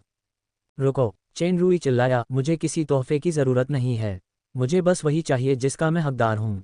अरक्स के साथ मेरे समझौते के अनुसार अगर वह हार गया तो न सिर्फ उसकी जान बल्कि अखाड़ा भी मेरा होगा। अब मैं उसकी जान तुम्हें लौटा दूंगा, लेकिन यह अखाड़ा। रॉयस की आंखें चमक उठीं और वह भौंचक्का रह गया। सच कहूं तो यह अखाड़ा मूल रूप से वित्तीय अधिकारी सर जोसेफ का था। अब sir Joseph dark moon city में नहीं हैं। मुझे एक जादुई संचार ताबीज से उनसे संपर्क करना है और मैं आपको जरूर एक संतोषजनक उत्तर दूंगा। चेन रूई ने रॉयस से यह जानकारी सुनी कि जोसेफ वर्तमान में डार्क मून एस्टेट में नहीं है। जरूरी नहीं है, अखाड़ा तुम्हारा है रॉयस, मैं सर जोसेफ को समझा दूंगा। अरक्स ने सामने खड़े लबादाधारी आदमी को घूरा और मुट्ठियां भींच लीं। जहां तक मेरी जान का सवाल है तुम उसे कभी भी ले सकते हो। चेन रूई ने ठंडे स्वर में मुस्कुराते हुए कहा, ठीक है, तुमने यही कहा था। मैं तुम्हें स्थानांतरण की तैयारी के लिए आधा दिन देता हूँ। कल सुबह मैं खुद मैदान संभालने आऊँगा। ऐसा लग रहा था जैसे अरक्स कुछ कहना चाहता हो, लेकिन रॉयस ने उसे जबरदस्ती अखाड़े से बाहर खींच लिया। सभी दर्शकों ने उस ताकतवर की तारीफ की, इसलिए वे एक साथ खड़े होकर अखाड़े में नए सबसे ताकतवर आदमी का उत्साहवर्धन करने लगे। ये लड़ाई आखिरकार खत्म हो गई। डार्क मून सिटी का सबसे ताकतवर उच्च दानव अरक्स रहस्यमयी अगुइले से अप्रत्याशित रूप से हार गया। अगुइले ने रॉयस का एहसान माना था, इसलिए अरक्स की जान बच गई और अखाड़े का मालिक भी बदल गया। बूढ़े बौने दीदी के नेतृत्व वाले क्लोक गैंग के सभी लबादाधारी पुरुष उत्साहित दिख रहे थे। डार्क मून सिटी के स्थलों में से एक प्राचीन क्षेत्र अब से क्लोक गैंग की संपत्ति है। वीआईपी सीटों पर शिया खड़ी हुई और शांति से अगुइले की ओर देखा, जो दर्शकों की तालियों का स्वागत करने के लिए मैदान में चुपचाप खड़ा था। वह मुड़ी और चली गई। उसकी आंखों में संदेह की एक झलक थी। क्लोक गैंग बहुत तेजी से बढ़ रहा है। अब ये शहर की सबसे प्रभावशाली ताकतों में से एक है। हालांकि उन्हें चेन रुई का समर्थन प्राप्त है और उन्हें महल के शाही रक्षकों की आरक्षित सेना का खिताब भी प्राप्त है। हालांकि मैं अभी तक इस रहस्यमय नेता अगुइले से संपर्क नहीं कर पाया हूं। क्या मुझे उसे आजमाना चाहिए? चेन रुई अखाड़े में ऐसे खड़ा था मानो उसे अपने आसपास की जोरदार जयकारे सुनाई ही न दे रहे हों। 2 महीने से उसे परेशान कर रहा युद्ध अनुबंध आखिरकार निपट गया। इन 2 महीनों को याद करें तो असल में प्रशिक्षण के मैदान में बिताए 1 साल से भी ज्यादा समय था। उसने दिन रात मजबूत बनने की ऐसी ट्रेनिंग की मानो यह कोई सपना हो। शायद उसे अरक्स का शुक्रगुजार होना चाहिए। जिंदगी और मौत के इस दबाव के बिना न तो उसमें इतनी हिम्मत होती कि वह बेताब होकर मजबूत बन सके और न ही आज जो ताकत उसके पास है। अगर यह सिर्फ युद्ध अनुबंध होता तो चेन रुई कुछ समय के लिए आराम कर सकता था। हालांकि इस बार वह शीलांग पर्वत पर गया। डार्क शैडो एम्पायर और साइलेंट नाइट वेटलैंड्स ने उसके क्षितिज का विस्तार किया। उसका सामना और भी शक्तिशाली लोगों से हुआ, जो थे दानव राजा, महादानव राजा, दानव सम्राट और यहाँ तक कि दानव सम्राट से भी आगे निकल गए। इन लोगों की तुलना में उसकी वर्तमान शक्ति वास्तव में नगण्य थी। अगर वह ढीला पड़ गया या जो उसके पास अभी है उसी से संतुष्ट रहा, तो वह उन असली शक्तिशाली लोगों, खासकर उस स्त्री के सामने कभी नहीं टिक पाएगा। उसकी पहली स्त्री उसे मार तो सकती थी, लेकिन अपने खून से उसे पुनर्जीवित कर सकती थी। हालांकि उस समय उसने क्रिस्टीना का पहला आंसू नहीं देखा था, फिर भी उसे उसके अंतिम शब्द याद थे। अगली बार जब मैं तुम्हें देखूंगा तो तुम्हारी मृत्यु का समय होगा। यह एक कठोर वाक्य की तरह लग रहा था, लेकिन उससे पहले उसने उसे अपना खून दिया और लाल पिकोलो छोड़ दिया। अगली बार जब मैं आपसे मिलूंगा तो मैं आपको दिखाऊंगा कि मेरी मूर्खता और कमजोरी कितनी मजबूत हो गई है। मुझे मिजार राज्य को तोड़ना ही होगा। मुझे जल्द से जल्द और मजबूत बनना होगा। चेन रुई ने अपने विचारों को शांत रखा, चुपके से अपनी शेष स्टार पावर को समायोजित किया और धीरे धीरे लाउंज की ओर चल पड़ा। इस युद्ध में क्रिस्टीना द्वारा छोड़ी गई शक्ति पूरी तरह से समाप्त हो चुकी थी। उसने मिजार के शिखर पर शक्ति को सफलतापूर्वक प्राप्त कर लिया था। दुर्भाग्य से वह एक ही वार में एलियोथ को भेदने में असफल रहा। एक प्रतिद्वंद्वी के रूप में अरक्स 2 less than aurora shot greater then का दृढ़ता से प्रतिरोध करने के लिए सम्मान का पात्र था। विशेष रूप से जीवन और मृत्यु के अंतिम क्षण में सीमा को पार करने के संकेत भी दिखाई दे रहे थे। हालांकि बिना उत्परिवर्तित वंश वाले राक्षस अपनी जन्मजात क्षमता से प्रभावित होते हैं, इसलिए सीमा को पार करना काफी कठिन था। शायद अरक्स को भर्ती करने के लिए यही सबसे महत्वपूर्ण बिंदु हो सकता है। बूढ़ा बौना दीदी अपने मालिक को बधाई देने और इस महीने की उसकी उपलब्धियों की रिपोर्ट करने के लिए उत्साहित होकर लाउंज में गया, लेकिन पाया कि उसका मालिक गायब था। चेन रुई के पास वहां रुकने का समय नहीं था। उसे उपनगरों में छिपे वाइवनों का ध्यान रखना था ताकि वे पकड़े न जाएं। ये सभी वाइवन दानव राजा स्तर के थे। हालांकि उनकी ताकत का स्तर उससे ज्यादा था, फिर भी वे रास्ते में मिलनसार और आज्ञाकारी थे। ये सिर्फ वाइवन राजा के आदेश के कारण ही नहीं था, बल्कि चेन रुई के प्रति उनकी कृतज्ञता के कारण भी था। चूंकि अभी भी कई चीजें बाकी थीं, इसलिए वह डार्क मून सिटी तुरंत नहीं छोड़ सकता था। उसे एक और दिन रुकना होगा। हालांकि इन वाइवन की उड़ान क्षमताएं केगो और मेंगा से कहीं बेहतर थी, इसलिए तय समय के भीतर एथेना से मिलने के लिए शीलांग पर्वत पर जाना कोई समस्या नहीं होनी चाहिए। अब वह वाइवन पर सवार होकर दूसरे स्थान पर चला गया। उसकी आंखों के सामने वह नीली झील थी जो बहुत समय से नहीं दिखी थी। प्रशिक्षण मैदान में बिताए समय को देखते हुए उसने सचमुच बहुत दिनों से यह जानी पहचानी झील नहीं देखी थी। और वह जाना पहचाना आदमी एक जहरीला अजगर जिसका जिद्दी मुंह था भी। पागलियो, चेन रुई दूर से चिल्लाया। पगलियो, जो एक कोने में छिपा हुआ था क्योंकि उसने देखा कि कोई आ रहा है, अचानक उसने अपने कान उठाए और मुस्कुराया, जिससे उसके सफेद दांत दिखने लगे। दानव राजा स्तर के वाइवन अचानक बेचैन हो गए क्योंकि उन्हें साफ साफ अंदाजा हो गया था कि जो आदमी अचानक उनके सामने प्रकट हुआ है उसमें भयानक शक्ति है। सिर्फ शक्ति ही नहीं, बल्कि एक तरह का प्राकृतिक दमन भी। तुम कौन हो? तुमने सचमुच मेरे इलाके में घुसने की हिम्मत की? अगर तुम जीना चाहते हो तो। चेन रुई वाइवन को शांत कर रहा था और पहले उन्हें किनारे पर इंतजार करने दिया। ये सुनकर वह चौंक गया। उसे लगा कि पगलियों की बुरी यादें उसे फिर से भूल गई हैं। तभी उसे जहरीले अजगर की आंखों में एक अजीब सा मजाक दिखाई दिया। वह समझ गया कि यह उबाऊ आदमी फिर से शरारत कर रहा है। उसने तुरंत पगलियों की धमकियों को बीच में ही रोक दिया। नहीं, मैं अब और नहीं जीना चाहता। तुम्हें कुछ करने की जरूरत नहीं, मैं आत्महत्या कर लूंगा। धिक्कार है इंसान, 1 महीने से न मिलने के बाद भी तुम फिर से वही चाल चल रहे हो। पगलियों हंसते हुए डांटने से खुद को रोक नहीं पाया। ड्रैगन के लिए यही चाल बेकार है। लेकिन क्या तुम चाहते हो कि मैं उस छोटी बच्ची की तरह तुम्हें पुकारूं? अगर तुमने फिर से वो घिनौनी चाल चलने की हिम्मत की तो मैं सचमुच आत्महत्या कर लूंगा। चेन रूई कांप उठा। जहरीले अजगर के मुंह से निकले भाई शब्द की सिहरन रात के आसमान में दिखाई देने वाले 2 चांद से भी ज्यादा तेज थी। पगलियों ने कुछ देर गौर से देखा और अपना सिर हिलाया। हालांकि मुझे पता है कि तुम्हारी ताकत शायद एक नए स्तर पर पहुंच गई है, फिर भी तुम्हारी शक्ल देखकर मैं तुम्हें डांटने से खुद को नहीं रोक पा रहा हूं। 1 महीने में ही तुम शुरुआती उच्च दानव से उच्च दानव के शिखर पर पहुंच गए हो। मुझे सचमुच शक है कि अब तुम दानव देवता की प्यारी संतान हो। एक जहरीला अजगर बहादुर होता है, असाधारण होता है और उस लालची इंसान से 100 गुना ज्यादा ताकतवर होता है। उसे ऐसा भाग्यशाली आशीर्वाद क्यों नहीं मिला? चेन रूई ने पगलियों की बात पूरी की। इन शब्दों से मेरे कानों में जबरदस्ती आ रही है। क्या ईर्ष्या सचमुच अजगरों का एक गुण है? पगलियों ने नाराजगी से कहा, आपकी वर्तमान ताकत और थकावट को देखते हुए मुझे लगता है कि युद्ध अनुबंध हल हो गया है ना? हाँ, ये हल हो गया है। पगलियों ने कुछ देर तक उसे गौर से देखा और फिर पूछा, क्या पिछले महीने तुम्हारे साथ कुछ खास हुआ है? मुझे ऐसा क्यों लग रहा है कि मेरी आधी उम्र बीत गई थी, लेकिन अब उसका एक हिस्सा वापस आ गया है। चेन रूई हैरान रह गया। जब मैंने स्टार कलेक्टर बनने के लिए पहली बार सुपर सिस्टम शुरू किया था तो मैंने एक बार जहर वाले ड्रैगन की आधी उम्र सोख ली थी। फिर भी अब उसने उसका एक हिस्सा वापस पा लिया है। उम्र शारीरिक शक्ति की तरह नहीं होती।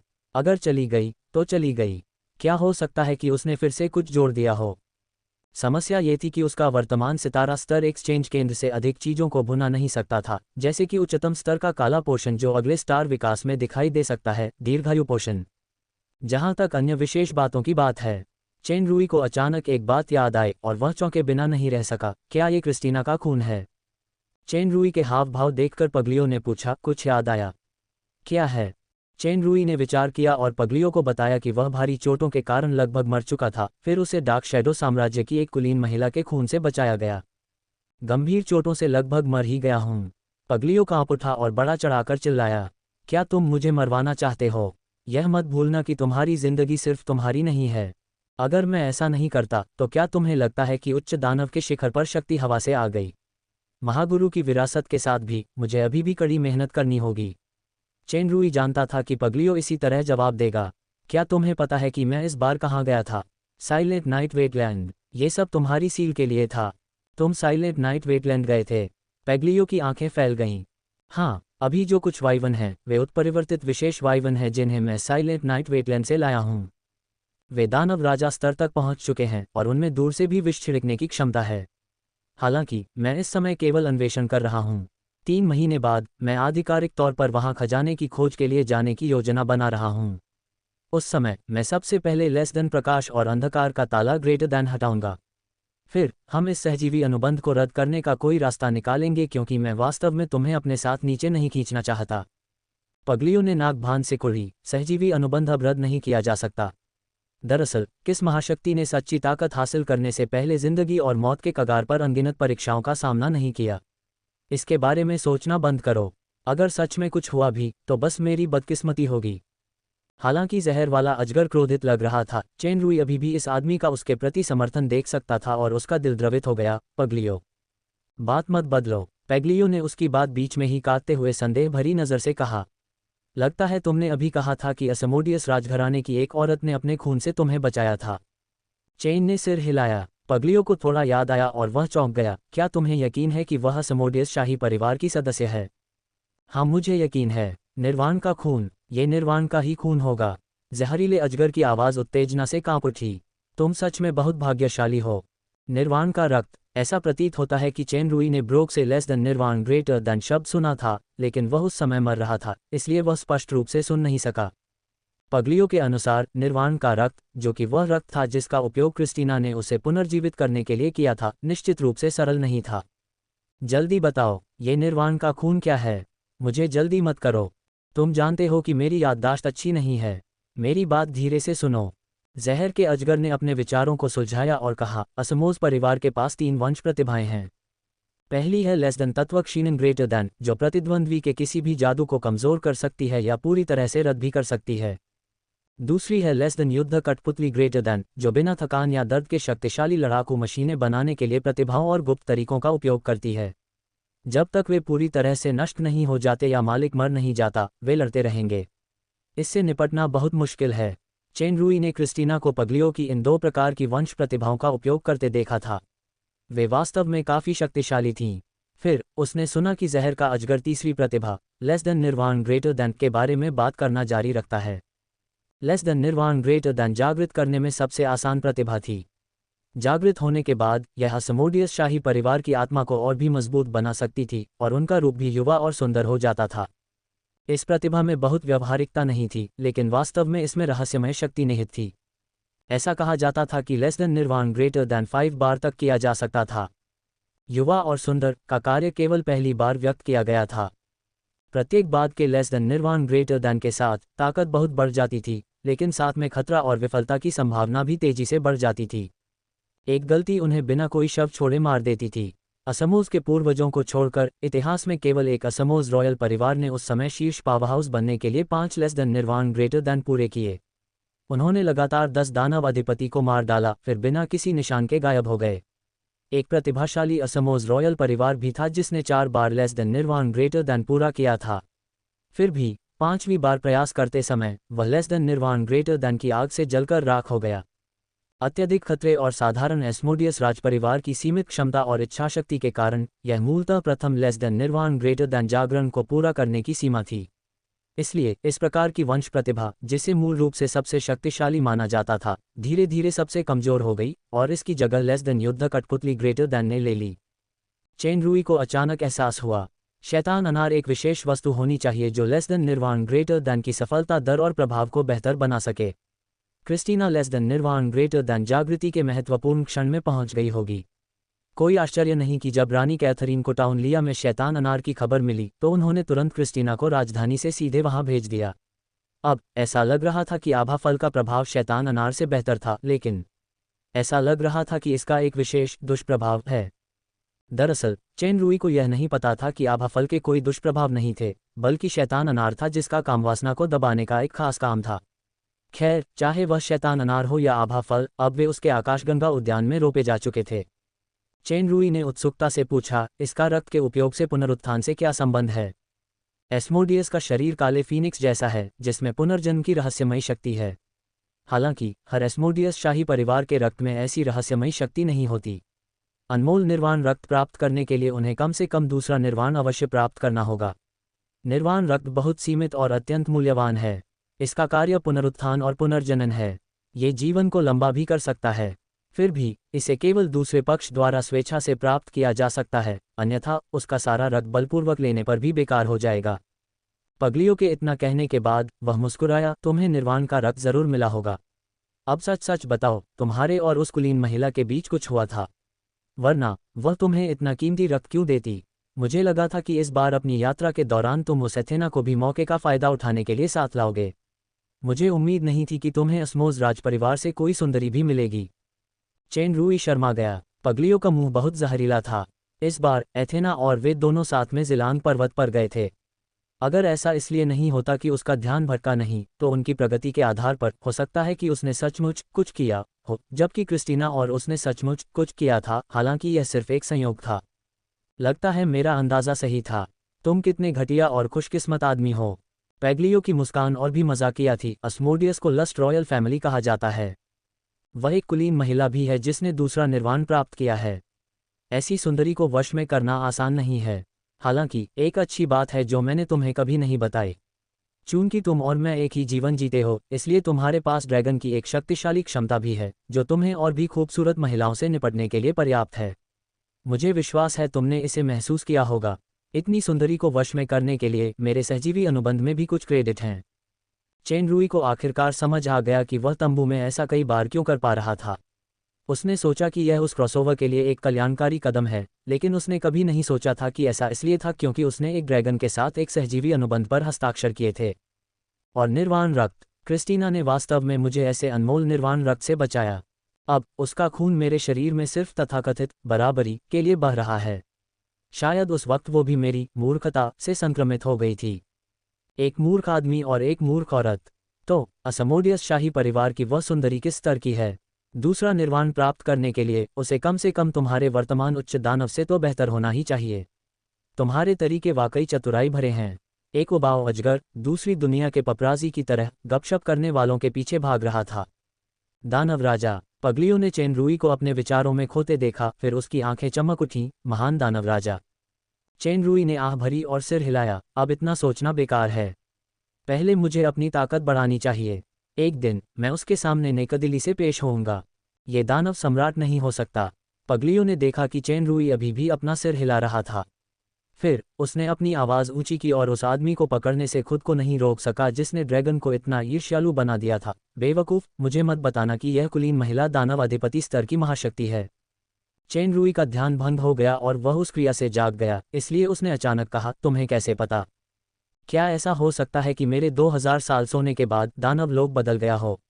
पगलियो थोड़ा हक्का बक्का रह गया। उसने अनजाने में चेनरुई का हाथ छोड़ दिया और चेनरुई के सिर पर जोर से मारा। क्या तुम्हें यकीन है कि वह एक दानव अधिपति है? तुम्हारी तुच्छ ताकत के साथ, भले ही वह एक खिलौना लड़का था, वह तुम्हारी ओर अपनी नज़र भी नहीं डालेगी। भाड़ में जाओ, तुम तो खिलौना लड़का हो। चेनरुई ने झुंझलाहट से कहा। मुझे यकीन नहीं है कि वह कोई दानव अधिपति है। वह शायद बाद की अवस्था की दानव सम्राट है। मैं उस समय मर रहा था। मुझे लगता है कि जब उसने अभी अभी एक और निर्वाण पूरा किया था तो हमारा पीछा कर रहे दानव सम्राट तुरंत डरकर भाग गए थे। अप्रत्याशित शक्ति, शानदार ज्ञान, डार्क शैडो केप, अजीब रहस्य विधि के साथ सौंदर्य, क्या ये हो सकता है? चेनरुई को अचानक एक अजीब संगति हुई, लेकिन उसने महसूस किया कि यह बहुत असंभव था, इसलिए उसने तुरंत उस धारणा को खारिज कर दिया। क्रिस्टीना उस महिला की करीबी रिश्तेदार या निजी शिष्या होनी चाहिए। अगर वह सचमुच एक दानव सम्राट की शक्ति है तो हो सकता है कि तुम्हें जो निर्वाण का रक्त मिला है वह दूसरे निर्वाण का न हो, और इसके लाभ भी तुम्हें अभी मिलने वाले लाभों से कहीं ज्यादा होने की संभावना है। पगलियो कुछ सोच में पड़ गया, फिर उसने उसे खींचकर बिठाया। मुझे पूरी घटना विस्तार से बताओ। चेनरुई ने पगलियो को शुरू से पूरी कहानी बताई। बेशक, निजी गोपनीयता से जुड़े हिस्से छोड़कर। जहरीले अजगर ने कुछ सोचते हुए कहा, इस बार तुम वाकई बहुत खतरे में थे। दानव सम्राट स्तर के शक्तिशाली लोग अभी तुम्हारे सामने नहीं आ सकते। ब्रोक लेविथान शाही परिवार का सदस्य है और लेविथान वंश की प्रतिभाएं भी 3। पगलियो, ईर्ष्या शाही परिवार के अनुसार लेविथान के पास 3 वंश प्रतिभाएं थीं, लेस देन जल महारत greater than, less than incubus की आंख ग्रेटर दैन और लेस देन आत्मा बंधन ग्रेटर दैन। लेस देन जल महारत ग्रेटर दैन सीधे जल जादू का इस्तेमाल कर सकता था। वंश प्रतिभा का जागरण जितना ज्यादा होगा, जादू का स्तर उतना ही ऊंचा होगा। इसके अलावा ये सामान्य जादूगरों की जल शक्तियों को भी दबा सकता था। लेस दैन इनक्यूबस की आंखें ग्रेटर दैन को शैतान की दाहिनी आंख भी कहा जाता था। ये सबसे शक्तिशाली भ्रम और जादू की आंख थी। इसकी शक्ति रहस्यमय थी। लेस दैन आत्मा बंधन ग्रेटर दैन एक ऐसा कौशल था जो स्वामी सेवक अनुबंध की तरह दूसरों को गुलाम बना सकता था, लेकिन ये स्वामी सेवक अनुबंध से कहीं ज्यादा शक्तिशाली था। इसके अलावा संख्या 1 तक सीमित नहीं थी और नियंत्रक स्थान की सीमाओं को नज़रअंदाज करके नियंत्रित लोगों को स्वतंत्र रूप से दंडित या मार सकता था। अब तुम उच्च दानव के शिखर पर हो। अगला चरण दानव राजा का है। कुछ ऐसा है जो तुम्हें बताना जरूरी है। जहर वाला अजगर गंभीर हो गया और उसे एक नई बात बताई। दानव क्षेत्र की शक्ति उच्च से निम्न क्रम में इस प्रकार व्यवस्थित थी: दानव सर्वोच्च, दानव अधिपति, दानव सम्राट, महादानव राजा, उच्च दानव, मध्यम दानव और निम्न दानव। हालांकि एक और विभाजन था, वह था उच्च, मध्यम और निम्न स्तर। निम्न दानव, मध्यम दानव, उच्च दानव सबसे निचले स्तर थे। दानव राजा और महादानव राजा मध्य स्तर के थे। दानव अधिपति और दानव सम्राट सबसे ऊंचे स्तर के थे। जहां तक दानव सर्वोच्च का प्रश्न है, वह पहले से ही अर्धदेव के समकक्ष था, इसलिए उसे शामिल नहीं किया गया। जब तक क्षमता की ऊपरी सीमा पर्याप्त थी, प्रशिक्षण के माध्यम से निम्न स्तर तक पहुंचना बहुत कठिन नहीं था। उदाहरण के लिए, महादैत्य आमतौर पर उच्चतर दैत्य तक प्रशिक्षण ले सकते हैं। हालांकि राजपरिवार की भी कोई ऊपरी सीमा नहीं थी। वे प्रशिक्षण के माध्यम से मध्य स्तर के दैत्य राजा या महादैत्य राजा तक पहुंचने में सक्षम नहीं हो सकते थे। मध्य स्तर तक पहुंचने के लिए व्यक्ति को शक्ति के कुछ नियमों का बोध होना आवश्यक है, जबकि दैत्य सम्राट और दैत्य अधिपति को उच्च स्तर के बोध की आवश्यकता होती है। सिर्फ दानव क्षेत्र ही नहीं, बल्कि जमीन के ऊपर मनुष्यों के 3 स्तर, यानी योद्धा, गुरु और संत भी एक जैसे थे। हर स्तर के बीच का अंतर उस स्तर के अंदर के अंतर से ज्यादा था। चेन रुई ने ध्यान से सुना। पगलियों का परिचय एक बहुत ही मूल्यवान संदर्भ था, लेकिन उसका प्रशिक्षण मानव या दानव लोक की पद्धति जैसा नहीं था, बल्कि ये किसी दूसरे आयाम की एक अजीब प्रणाली थी। जाहिर है, पूर्ण शक्ति वही थी, बस रास्ता अपेक्षाकृत अलग था। मुझे नहीं पता कि ग्रैंड मास्टर की विरासत कैसे आगे बढ़ी, लेकिन आपको पता होना चाहिए कि मध्य स्तरीय दानव राजा और महादानव राजा स्तर के शक्तिशाली लोग शक्ति के नियमों को समझते हैं। इसलिए उनमें से अधिकांश के पास विशेष ऊर्जा आक्रमण कौशल होते हैं। आपके less than Arora shot greater than जैसे कौशल असामान्य नहीं होने चाहिए, इसलिए आपको सावधान रहना चाहिए। जहां तक उच्च स्तरीय क्षेत्र की बात है, ब्रोक मास्टर तो बस एक छद्म इंक्यूबस क्षेत्र था जो उसकी वंश प्रतिभा के साथ मिलकर बना था। एक दानव अधिपति द्वारा निर्मित वास्तविक इंक्यूबस क्षेत्र वह बिल्कुल भी नहीं है जिसकी आप अभी कल्पना कर सकते हैं। इसलिए आपको भविष्य में उसी के अनुसार कार्य करना होगा, क्योंकि हो सकता है कि आप हर बार इतने भाग्यशाली न हो। शक्तिशाली बनने की इच्छा रखने में कोई बुराई नहीं है, लेकिन केवल तभी जब आप जीवित रहें आपके शक्तिशाली बनने की संभावना है। चेन रुई पगलियों के असली इरादे को समझ गया, इसलिए उसने सिर हिला दिया। दोनों के बीच बातचीत जारी रही और अनजाने में एक रात बीत गई। अगली सुबह एग्युइल्ते स्थानांतरण समय पर अखाड़े के पंजीकरण हॉल में उपस्थित हुआ। जोसेफ के अधीन 3 उच्च दानव रॉयस, अरक्स और वासाशा उसकी प्रतीक्षा कर रहे थे। कल की तुलना में अरक्स ज्यादा ऊर्जावान लग रहा था, लेकिन ताकत खत्म होने के कारण वह अभी भी थोड़ा कमजोर था। चेन रुई की ताकत कमजोर नहीं हुई थी, बल्कि और बढ़ गई थी। यह महसूस करते हुए अरक्स थोड़ा हैरान हुआ, लेकिन उसने कुछ नहीं कहा। श्रीमान अगुइले, सर जोसेफ आपके अखाड़े पर कब्जा करने से पहले आपसे बात करना चाहेंगे। हालांकि वे अभी रेड स्पिरिट एस्टेट के कुछ मामलों में व्यस्त हैं, इसलिए कृपया मुझे उनसे संपर्क करने के लिए जादुई संचार तावीज़ का उपयोग करने की अनुमति दें। चेन रुई को कल रॉयस से जोसेफ की अनुपस्थिति की खबर मिली। उसने उस पल जानबूझकर इधर उधर देखा। रॉयस समझ गया और बोला, निश्चिंत रहो, यहाँ हम चारों के अलावा कोई नहीं है। चेन रुई ने भावशून्य वासाशा की ओर देखा, फिर उसने रॉयस की ओर देखा और सिर हिलाया। वासाशा की सुंदरता एथेना से बेहतर थी, लेकिन फिर भी उसमें कुछ दूरी थी। फिर भी रॉयस को इस स्त्री से बहुत लगाव था। रॉयस ने एक जादुई संचार ताबीज निकाला, अपनी शक्ति को थोड़ा सा डाला और उसे मेज पर रख दिया। जादुई संचार तावीज से प्रकाश की एक किरण निकली। जल्द ही ऐसा लगा जैसे वह इंटरनेट से जुड़ गई हो, और फिर किरण में जोसेफ की आकृति प्रकट हुई। कल रात रॉयस को जोसेफ से संपर्क करना चाहिए था। जोसेफ अब भी अपनी हमेशा की तरह मुस्कुरा रहा था। उसने चेन रुई की ओर सिर हिलाया। सबसे पहले बधाई हो मिस्टर एगिल। सिर्फ 2 महीनों में आप शुरुआती मध्यवर्ती दानव से उच्च दानव तक पहुंच गए और मेरे अधीन सबसे शक्तिशाली उच्च दानव को हराकर एक अद्भुत चमत्कार कर दिया। चमत्कार! अगर इस घटिया भले बाघ को पता चल जाता कि इस मुखौटे के नीचे वही इंसान छिपा है जिसे वो मारने की कोशिश कर रहा था, तो उसका चेहरा जरूर घिनौना होता। चेन रुई ने मन ही मन उपहास किया और कहा, मेरे लिए यह कोई अद्भुत चमत्कार नहीं था। ये तो बस मेरे शरीर पर कुछ मोहरें हटाना और एक तुच्छ प्रतिद्वंद्वी को हराना था, जिसका कोई महत्व नहीं था। चेन रुई का वर्णन सुनकर अरक्स ने अपनी मुठ्ठियां कस लीं, लेकिन सच तो ये था कि उसकी ताकत चेन रुई जितनी नहीं थी, इसलिए वह खंडन नहीं कर सका। अपने प्रतिद्वंद्वी की मौजूदा ताकत को देखते हुए अगर वे फिर से लड़ भी लेते तो भी उसकी जीत की दर बहुत कम थी, जब तक कि वह उस सीमा को पार न कर ले। कुछ सील। जोसेफ के चेहरे पर मुस्कान और भी गहरी लग रही थी। चलो इस बारे में बात नहीं करते। चेन रुई ने बात टाल दी। मुझे लगता है कि सर जोसेफ को सिर्फ इस बात पर बधाई नहीं देनी चाहिए कि मैंने अरक्स को हरा दिया। समझौते के मुताबिक यह अखाड़ा मेरा होना चाहिए। ये तुम्हारे और अरक्स के बीच बस एक समझौता है, लेकिन मैं इसे स्वीकार कर सकता हूँ। जोसेफ हंसा और बोला, लेकिन इससे पहले रॉयस के साथ किए गए तुम्हारे वादे के बारे में, क्या तुम उसे स्वीकार कर रहे हो? चेन रुई कुछ नहीं बोला और कुछ सोचता हुआ सा लगा। फिर उसने कहा, मैंने जो कहा है उसे मैं स्वाभाविक रूप से निभाऊंगा। मैं सर जोसेफ की मदद करने को तैयार हूं, लेकिन चाहे हमारा रिश्ता सहयोग का हो या हम में से किसी एक का प्रभुत्व हो, हमें कोई भी फैसला लेने से पहले औपचारिक रूप से मिलने का इंतजार करना होगा। शायद सर एक अच्छे मध्यम स्तरीय प्रतिद्वंद्वी साबित हो सकते हैं। कल रात पगलियों से उच्च, मध्यम और निम्न स्तर के बारे में सुना गया और उसने तुरंत उनका इस्तेमाल किया। जब जोसेफ ने मध्यम स्तर का प्रतिद्वंदी शब्द सुना तो उसकी आंखों में एक अजीब सी चमक आ गई। वाह, रिश्ते की प्रकृति चाहे जो भी हो, मैं आपका हार्दिक स्वागत करता हूँ। अखाड़े का प्रबंधन आधिकारिक तौर पर आपको सौंपा गया है। मैंने रॉयस को दस्तावेज सौंप दिए हैं, इसलिए आप उसके साथ स्थानांतरण दस्तावेजों पर हस्ताक्षर कर सकते हैं। चेन रुई ने सिर हिलाया और अरक्स की तरफ देखा। मुझे अपने शरीर की सील तोड़ने के लिए कुछ समय तक प्रशिक्षण लेना होगा। मैं सोच रही हूं कि क्या मैं अखाड़े के काम हारने वाले पर छोड़ दूं। मैंने सुना है कि अरक्स ने अपनी जान तुम्हारे हाथों गंवाई है, इसलिए ये तुम्हारा अधिकार है। जोसेफ ने शांति से कहा, इस दुनिया का नियम है कि जीतने वाला राजा होता है और हारने वाले को सिर्फ पैरों तले रौंदा जा सकता है। अरक्स की बंधी हुई मुट्ठी के पो सफ़ेद हो गए थे। चेन रुई ने ये देखा, हंसा और बोला, तो मैं सार्वजनिक रूप से राजकुमारी शिया से रिश्ता तोड़ दूंगा और हमारी साझेदारी की घोषणा करूंगा। मुझे लगता है कि यह राजकुमारी रॉयल के लिए एक बड़ा झटका होगा। जोसेफ भी हंसा, हालांकि मुझे लगता है कि भविष्य में उनके साथ रहना हमारे लिए ज़्यादा उपयोगी होगा। क्या आपका क्लोक गैंग शाही रक्षकों की एक आरक्षित सेना नहीं है? यह एक अद्भुत पहचान है जिसमें खेलने के लिए बहुत जगह है। सर जोसेफ वाकई होशियार हैं। प्रस्ताव बिल्कुल वैसा ही था जैसा चेन रुई चाहता था। उसने ऐसा व्यवहार किया जैसे कुछ चिंताजनक हो और कहा, लेकिन अगर ऐसा है तो अखाड़ा राजकुमारी शिया को वापस कर दिया जा सकता है। यह मेरी ट्रॉफी होनी चाहिए थी। जोसेफ ने तारीफ करते हुए कहा, होशियार। यह अखाड़ा असल में उसी का है।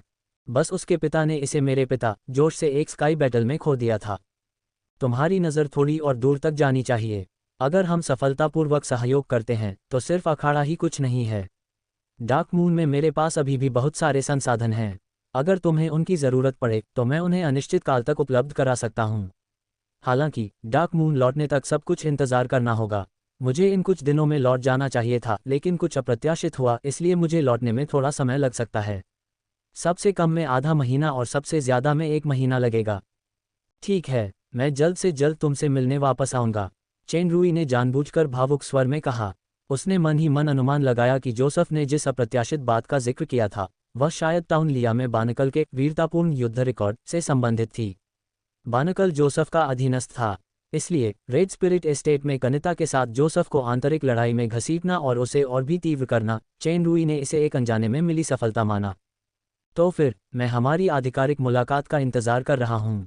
जोसेफ हल्के से मुस्कुराया, उसका चेहरा धीरे धीरे गायब हो गया और बिना किसी निशान के गायब हो गया।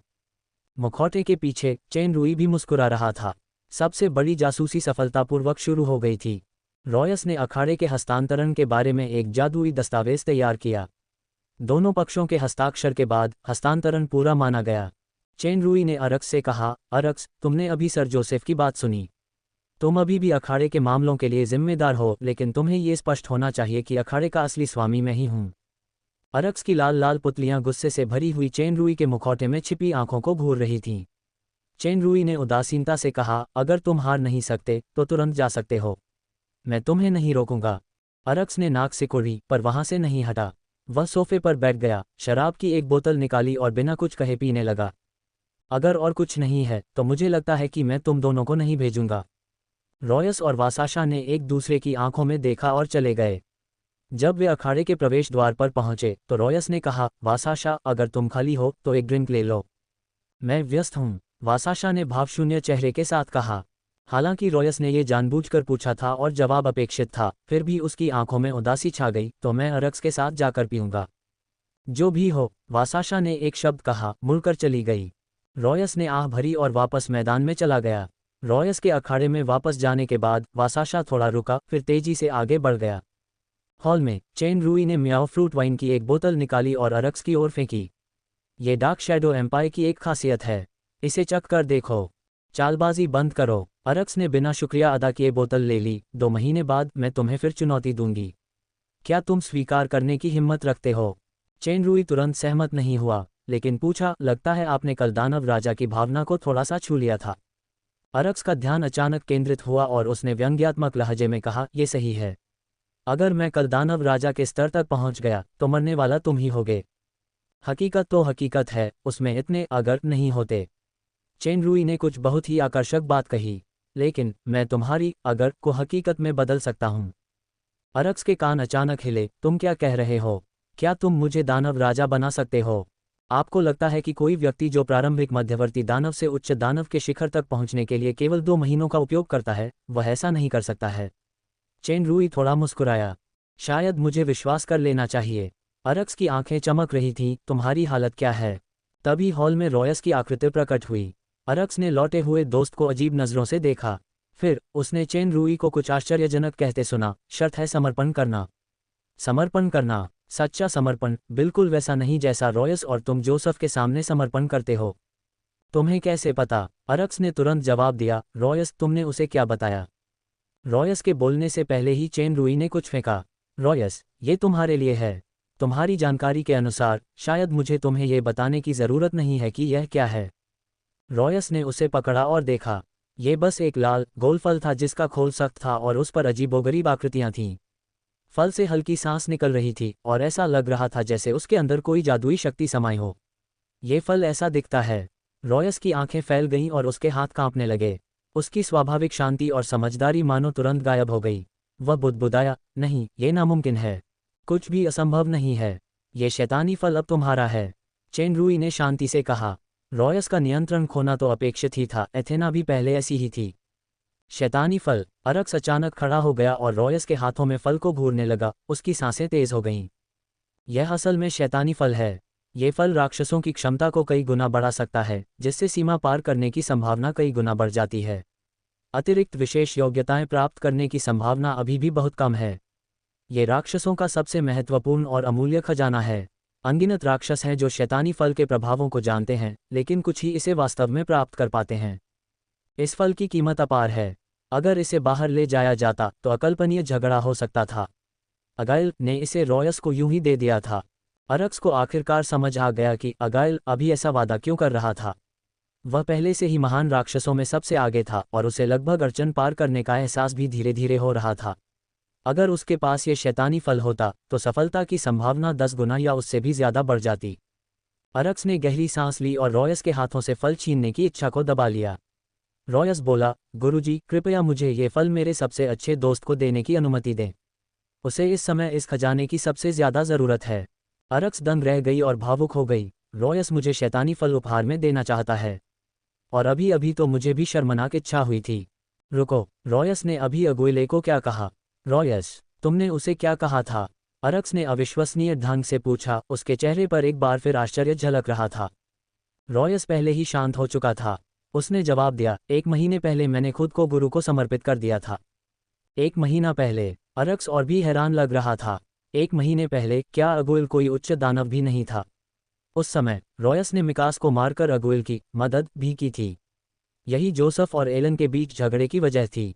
क्या ऐसा हो सकता है? उसी समय चेन रुई ने कहा, मैं तुम्हारा अनुरोध अस्वीकार करता हूँ रॉयस। ये वही है जो मैंने तुम्हारे लिए तैयार किया है, मेरे सबसे योग्य दाहिने हाथ के आदमी के लिए। जहां तक अरक्स की बात है, जब तक वह अपनी सेवा देने के लिए तैयार है, मैं उससे किया अपना वादा निभाऊंगा। इस समय तक वह बहुत कुछ जान चुका था। अगर वह तैयार न होता तो मौत ही एकमात्र विकल्प था। अरक्स और रॉयस बता सकते थे कि अगुइले के पास 1 से अधिक शैतानी फल थे, जो दानव क्षेत्र के शाही परिवारों को छोड़कर सभी राक्षसों को पागल कर सकते थे। उसी क्षण हॉल के दरवाजे पर एक वाइवन प्रकट हुआ। इस वाइवन के शरीर से ऐसी शक्ति निकल रही थी कि अरक्स भी कांप उठती। एक दानव सम्राट स्तर का राक्षसी जानवर। चेन रुई उसके पास गया।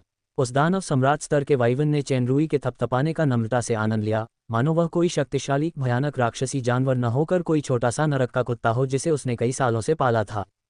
मेरे दोस्त, अब समय आ गया है कि तुम कोई फैसला करो। रॉयस इस गुरु की शक्तियों से पूरी तरह आश्वस्त हो चुका था। वह अरक्स के सामने आया। क्या तुम जोसेफ को अपने हाथों से हराकर 100 साल के अपमान को धोना नहीं चाहते? और उसकी सेवा करना अपमानजनक नहीं है? अरक्स अब भी इसे स्वीकार नहीं कर पा रहा था। वह तो बस एक उच्च दानव है जो मुझसे थोड़ा ज्यादा शक्तिशाली है। 1 महीने पहले की बात क्या है?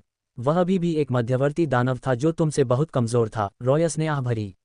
जब मैंने उसे अपनी सेवा देने का वचन दिया था, तब वह अभी एक उच्च दानव के रूप में विकसित हुआ था। उस समय मैं उसके सहजीवी साथी से आसानी से हार गया था और उसकी शक्ति का बमुश्किल 1% भी इस्तेमाल हुआ था। सहजीवी साथी? अरक्स ने भौहें चढ़ाईं। रॉयस ने कड़वाहट से मुस्कुराते हुए कहा, क्या आपको अभी भी याद है कि नीली झील में क्या गहरी नींद सो रही है? अरक्स के चेहरे के भाव तुरंत बदल गए।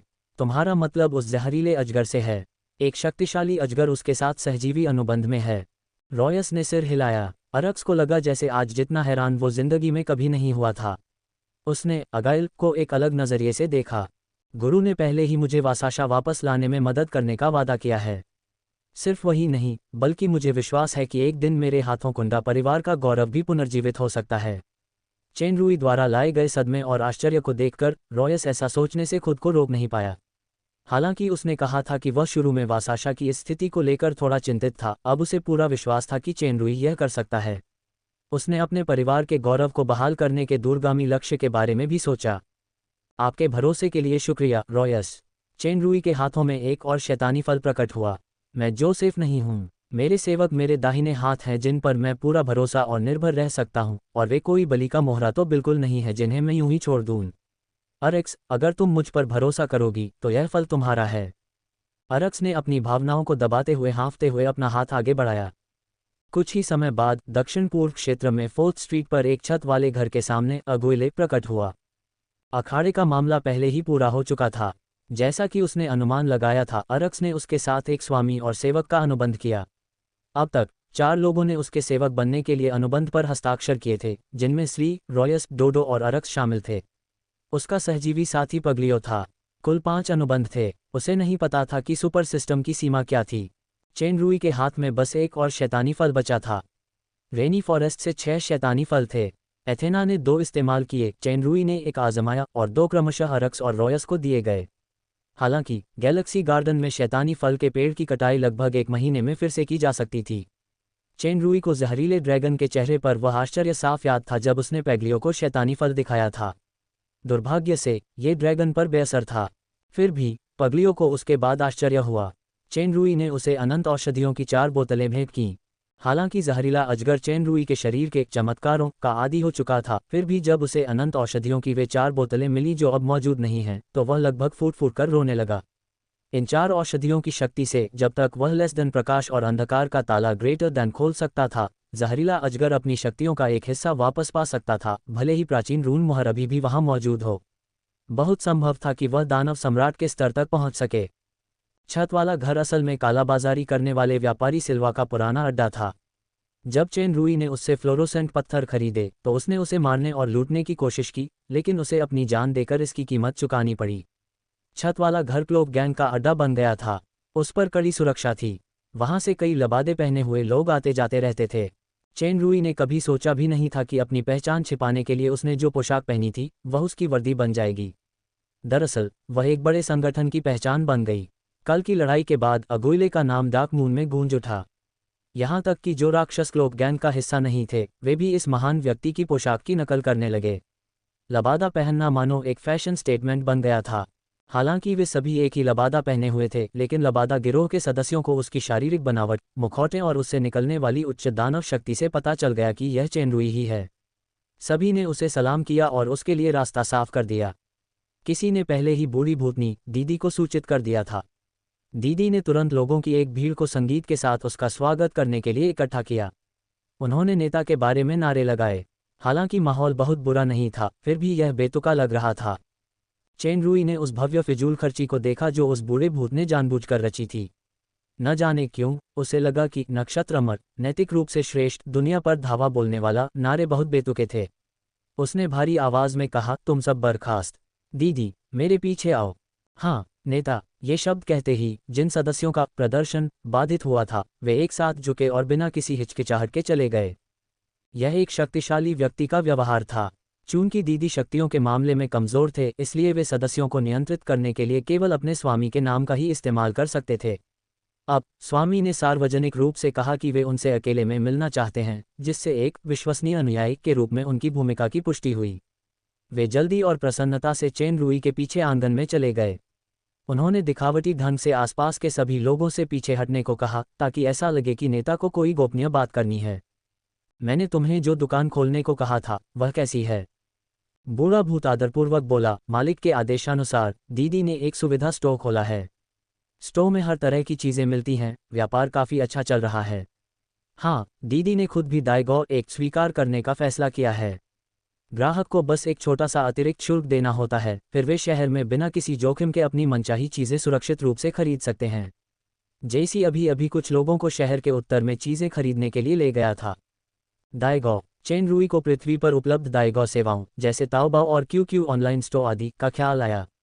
यह उन लोगों के लिए एक सुविधाजनक सेवा थी जो इंटरनेट या ऑनलाइन बैंकिंग का इस्तेमाल नहीं करते थे। उन्हें बस हैंडलिंग शुल्क या छूट के रूप में थोड़ी बहुत कमाई होती थी। बेशक इस बूढ़े भूत के दायगो का उद्देश्य क्लोक गैंग के प्रभाव का इस्तेमाल करके सिल्वा के काले बाजार या कुछ जोखिम भरे लेन देन पर काबू पाना था। दायगो का कारोबार कैसा है? शुरू में कुछ रुकावटें आईं। कुछ व्यापारियों ने पैसे नहीं दिए। क्योंकि गुरु यहाँ नहीं थे, कई बार दीदी का पैसा और मेरी जान जाते जाते बची। एक बार तो जेसी को भी बहुत बड़ा नुकसान होते होते बचा। शुक्र है कि उसके गुरु ने आगे आकर उस खतरे को दूर कर दिया। उसके बाद व्यापार में काफ़ी सुधार हुआ। अब जब गुरु ने अरक्स को हरा दिया है तो हमारा क्लोक गैंग मशहूर हो जाएगा। वे धूर्त व्यापारी भी कोई चाल चलने की हिम्मत नहीं कर पाएंगे। जेसी के शिक्षक चेन रूई को थोड़ा आश्चर्य हुआ। ये स्काई नाम का एक डार्क एल्फ है। इसमें एक उच्च दानव जैसी शक्तियां हैं और इसकी 2 बेटियां भी गंभीर रूप से बीमार हैं। हालांकि ऐसा लग रहा था कि स्काई को भी पहले एक गंभीर चोट लगी थी और वह कभी ठीक नहीं हुआ। वह आमतौर पर पीछे वाले आंगन में ही रहता है और कभी आसानी से दिखाई नहीं देता। मैं स्काई को बाद में देखूंगा। चेन रूई ने एक पल सोचा, फिर पूछा, इस समय क्लोक गैंग में कितने सदस्य हैं? बूढ़े भूत ने बड़ी सटीकता से उत्तर दिया, कुल 221 लोग हैं। एक उच्च दानव, स्काई और 35 मध्यवर्ती दानव हैं, बाकी छोटे दानव या उससे भी निचले स्तर के हैं। मास्टर द्वारा अरक्स को पराजित करने के बाद संख्या संभवतः अभी भी बहुत बढ़ जाएगी। 200 से ज़्यादा लोग, ये तो बहुत जल्दी है। चेन रूई को याद आया कि पहले तो सिर्फ 20 या 30 लोग ही थे। वो थोड़ा चौंका। सुविधा स्टोर और दाएगो के अलावा क्या गिरोह के लिए आय का कोई और जरिया है? और भी कुछ संपत्तियां जमा हैं, बूढ़ा भूत हकलाया। अभी आय स्थिर है, संस्था की कमाई काफ़ी अच्छी है। चेन रूई समझ गया कि उसका क्या मतलब है। ये सौंपी गई संपत्तियां चोरी या डकैती से हासिल की गई संपत्ति ही होंगी। हालांकि यह कोई दीर्घकालिक योजना नहीं थी। चूंकि उसने जोसेफ पर भरोसा करने का फैसला किया था, क्लोक गैंग अब एक बेकार खिलौना नहीं बल्कि एक महत्वपूर्ण मोहरा बन गया था। ओह ठीक है मास्टर, शाही रक्षकों के मुखिया कागुरोन अभी अभी क्लोक गैंग में आए थे। उन्होंने बताया कि राजकुमारी शिया मास्टर को महल में बातचीत के लिए आमंत्रित कर रही हैं। बूढ़े भूत ने गर्व से मुंह बनाया। मास्टर द्वारा अरक्स को हराने के बाद सभी दयालुता दिखा रहे हैं। यहाँ तक कि राजकुमारी शिया ने भी निमंत्रण भेजा है। समझ गया, भले ही शिया ने उसे न बुलाया हो, चेन रूई पहले से ही महल जाने की योजना बना रहा था। चलो उस डार्क एल्फ स्काई को देखते हैं। क्लोक गैंग को पुनर्गठित करना होगा। भविष्य में इसका काम छोटा नहीं था, लेकिन सब कुछ शिया से मुलाकात के बाद ही तय होगा। बेशक अगुल की पहचान के साथ। बूढ़ा भूत चेन रूई को पिछवाड़े में ले आया। पुराना छत वाला घर मूल रूप से सिल्वा का ठिकाना था। उसका आकार बहुत बड़ा था। अकेले पिछवाड़े में ही कई खाली कमरे थे। आंगन में चेन रूई ने 2 डार्क एल्फ लड़कियों को जादुई शतरंज खेलते देखा और उनके बगल में बूढ़े भूत की बेटी सासा उन्हें नए विचार सोचने में मदद कर रही थी। जाहिर है उन परिवारों के बीच एक घनिष्ठ संबंध था। उसे बूढ़े भूत से पता चला कि बड़ी लड़की का नाम ईव और छोटी लड़की का नाम एलियन था, जो क्रमशः 17 और 15 साल की थीं। दोनों लड़कियों का रंग अपेक्षाकृत सांवला था। उनके चेहरों पर पड़े घूंघट के पार से उनके चेहरे की खूबसूरती धुंधली सी दिखाई दे रही थी। बूढ़े भूत को देखकर दीदी एक लबादा और नकाबपोश आदमी को आगे लाईं। दोनों लड़कियां थोड़ी घबरा गईं। सासा, जो उनके बगल में थी, झट से उठ खड़ी हुई, लबादा गिरोह के नेता को सलाम किया और साथ ही उसे प्यार से आंख मारी, जिससे नेता बहुत चौंक गया। ईव और एलियन को तब पता चला कि यह क्लोक वाला क्लोक गैंग का सरदार था, जो इस जगह का मालिक भी था। उन्होंने जल्दी से झुककर प्रणाम किया। उनकी आंखों में शर्म साफ झलक रही थी। चेन रूई ने देखा कि दोनों डार्क एल्व्स लड़कियां दुबली पतली और कमजोर थीं और उदास लग रही थीं। जैसा कि बूढ़े भूत ने कहा था, वे गंभीर रूप से बीमार थीं। उसने धीरे से कहा, कोई बात नहीं, तुम लड़कियां शतरंज खेलना जारी रख सकती हो। मैं सर स्काई से मिलने आया हूँ।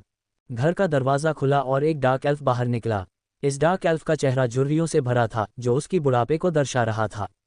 डार्क एल्फ जाति आमतौर पर सुंदर और आकर्षक दिखती थी और वे लंबे समय तक जवान रह सकते थे। केवल मृत्यु से पहले के अंतिम 10 वर्षों में उनका रूप अचानक बूढ़ा हो जाता था। ऐसा लग रहा था जैसे स्काई के बचे हुए दिन अब गिने चुने रह गए हों। चेन रूई हैरान रह गया। स्काई की उम्र की वजह से नहीं, बल्कि उसकी शक्तियों की वजह से। लेस देन विश्लेषणात्मक आंखें, ग्रेटर देन प्रदर्शित जाति, डार्क एल्फ। व्यापक शक्ति, निर्धारित करने में असमर्थ। क्या ये वही उच्च दानव है जिसका उल्लेख बूढ़े भूत ने किया था? चेन रूई की वर्तमान शक्तियों के आधार पर विश्लेषण किए जा रहे विषय को निर्धारित करने में असमर्थ संकेत के प्रकट होने के लिए कम से कम 2 स्तरों का होना आवश्यक है, जो कि दानव राजा का स्तर होगा।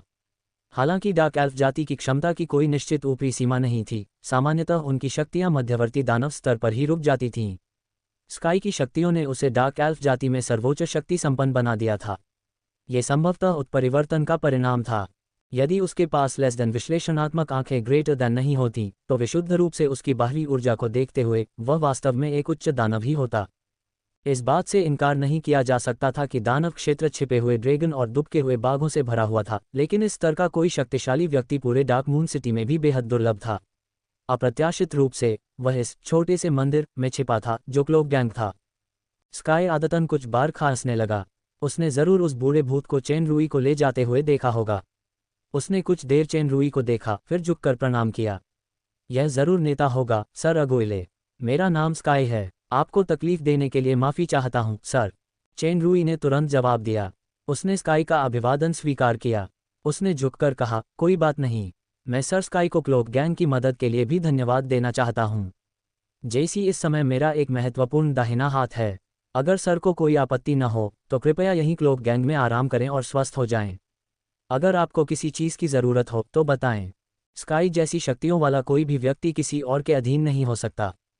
उसका कोई और राज या उद्देश्य जरूर होगा।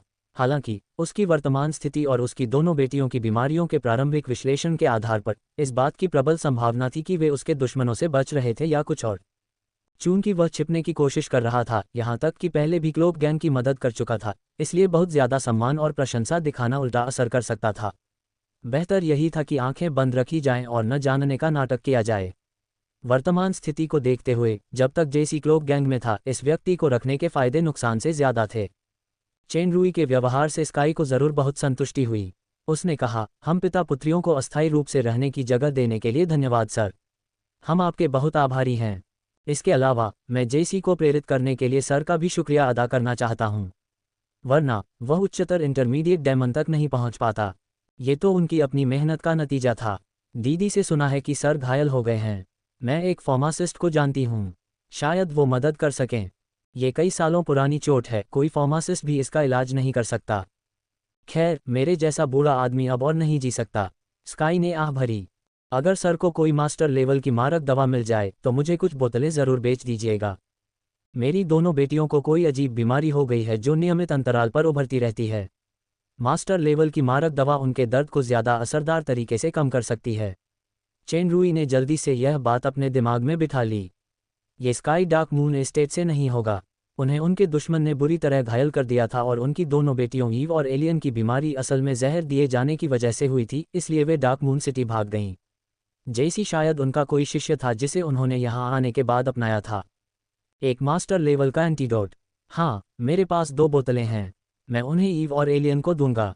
चेन रूई स्काई की शक्तियाँ उधार लेने की योजना बना रहा था। उसने अपने गोदाम से एंटीडोट की 2 बोतलें निकालीं। यह उन कई औषधियों में से एक थी जो एल्डास ने उसे शीलांग पर्वत पर जाने से पहले दी थीं। ये वाकई एक मास्टर लेवल का एंटीडोट था। स्काई को हिचकिचाते देख चेन रूई ने समझाया, मैं प्रशिक्षण के लिए बाहर जा रहा हूँ। क्लोक गैंग में केवल एक ही उच्च दानव होगा, लॉर्ड स्काई। अगर किसी चीज़ का ध्यान रखना ज़रूरी हो तो कृपया अपनी क्षमता के अनुसार मदद करें। प्रशिक्षण से लौटने पर मैं उस गुरु से फिर से मिलूंगा ताकि वह मेरे लिए एक नया मार्ग बना सके। बस इसे क्लोक गैंग की मदद करने का इनाम समझो। हालांकि अगाइल के कदम में ज़बरदस्ती का भाव था, फिर भी स्काई को राहत महसूस हुई। ये बराबरी का आदान प्रदान वही था जो वह चाहता था। अगर सामने वाला बिना किसी वजह के ज़रूरत से ज़्यादा मेहमाननवाजी करता तो स्काई ज़्यादा सतर्क हो जाता। दोनों पहली बार ही मिले थे, किसी परिचित से कोई खास चीज़ मांगना नामुमकिन था। कुछ हल्की फुल्की बातचीत के बाद चेन रूई उस बूढ़े भूत को पिछवाड़े से बाहर ले गया। दरअसल उसके पास न सिर्फ एक मास्टर स्तर का मारक था, बल्कि एक ग्रैंड मास्टर स्तर का मारक भी था जिसे वह बदल सकता था। हालांकि ग्रैंड मास्टर स्तर के मारक को इस समय आसानी से प्रकट नहीं किया जा सकता था। इसके अलावा वह अभी भी स्काई की पृष्ठभूमि और उसके असली उद्देश्य के बारे में निश्चित नहीं था। फिलहाल यथास्थिति बनाए रखना ही बेहतर था। भविष्य में जब अवसर आएगा तो वह और भी गहन योजना के बारे में सोचेगा। स्काई का आना एक अप्रत्याशित आश्चर्य था। इस रहस्यमयी गुरु और अरक्स के साथ क्लोक गैंग न केवल निश्चिंत होकर बैठ सकता था, बल्कि वह अपनी योजना को और भी आगे बढ़ा सकता था। बूढ़े भूत को कई आदेश देने के बाद चेन रूई ने क्लोक गैंग को छोड़ दिया और महल की ओर चल पड़ा। जब वह मुख्य सड़क पर पहुंचा तो उसे अचानक एक विचार आया। वह उस रंग बिरंगी खूबसूरत दुकान की ओर चल पड़ा। वह दुकान उस समय डार्क मून सिटी की सबसे मशहूर दुकान थी, princess retail store. Princess retail store अब पहले जैसा नहीं रहा। पिछली ईमानदारी वाली घटना का डार्क मून सिटी पर गहरा असर पड़ा। हालांकि कई लोग सोचते हैं कि प्रिंसेस ने बिना किसी कारण के इतनी बड़ी रकम गंवाकर मूर्खता की, लेकिन इस घटना से प्रिंसेस रिटेल स्टोर को एक अच्छी प्रतिष्ठा मिली जो पिछली विज्ञापन रणनीतियों से नहीं मिली। सिर्फ उच्च वर्ग ही नहीं बल्कि निम्न वर्ग के ग्राहकों की संख्या भी आसमान छू गई। उन्हें ठगे जाने या ठगे जाने की चिंता नहीं थी, वे बेफिक्र होकर खरीदारी कर सकते थे। छोटी राजकुमारी कौन थी? डार्क मून के स्वामी की बहन ने 1 लाख से ज्यादा काले क्रिस्टल के सिक्कों के सामने भी पलक नहीं झपकाए। वह उन्हें पहले भुगतान करने वाले ग्राहकों को बेचना पसंद करती थी। यह एक राजघराने की सच्ची उदारता थी। प्रिंसेस रिटेल स्टोर में बिकने वाली चीज़ें रुतबे और शान का प्रतीक थीं, और उनमें से कई सीमित मात्रा में ही बिकती थीं। एक बार जब वे बिक जातीं, तो चाहे कितने भी पैसे क्यों न हो, उन्हें अगले स्टॉक का इंतजार करना पड़ता था। वे वाकई उच्च गुणवत्ता वाले और असली सामान थे। अगर दूसरी दुकानें भी वही नकली सामान बेचतीं, तो उनके उत्पादों में कभी भी असली उत्पादों जैसा सम्मान और गरिमा नहीं होती।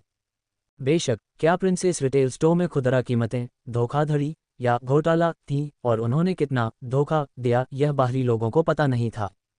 चेन रुई प्रिंसेस रिटेल स्टोर में गया। उसने देखा कि साज सज्जा के कई पहलुओं में फेरबदल किया गया था।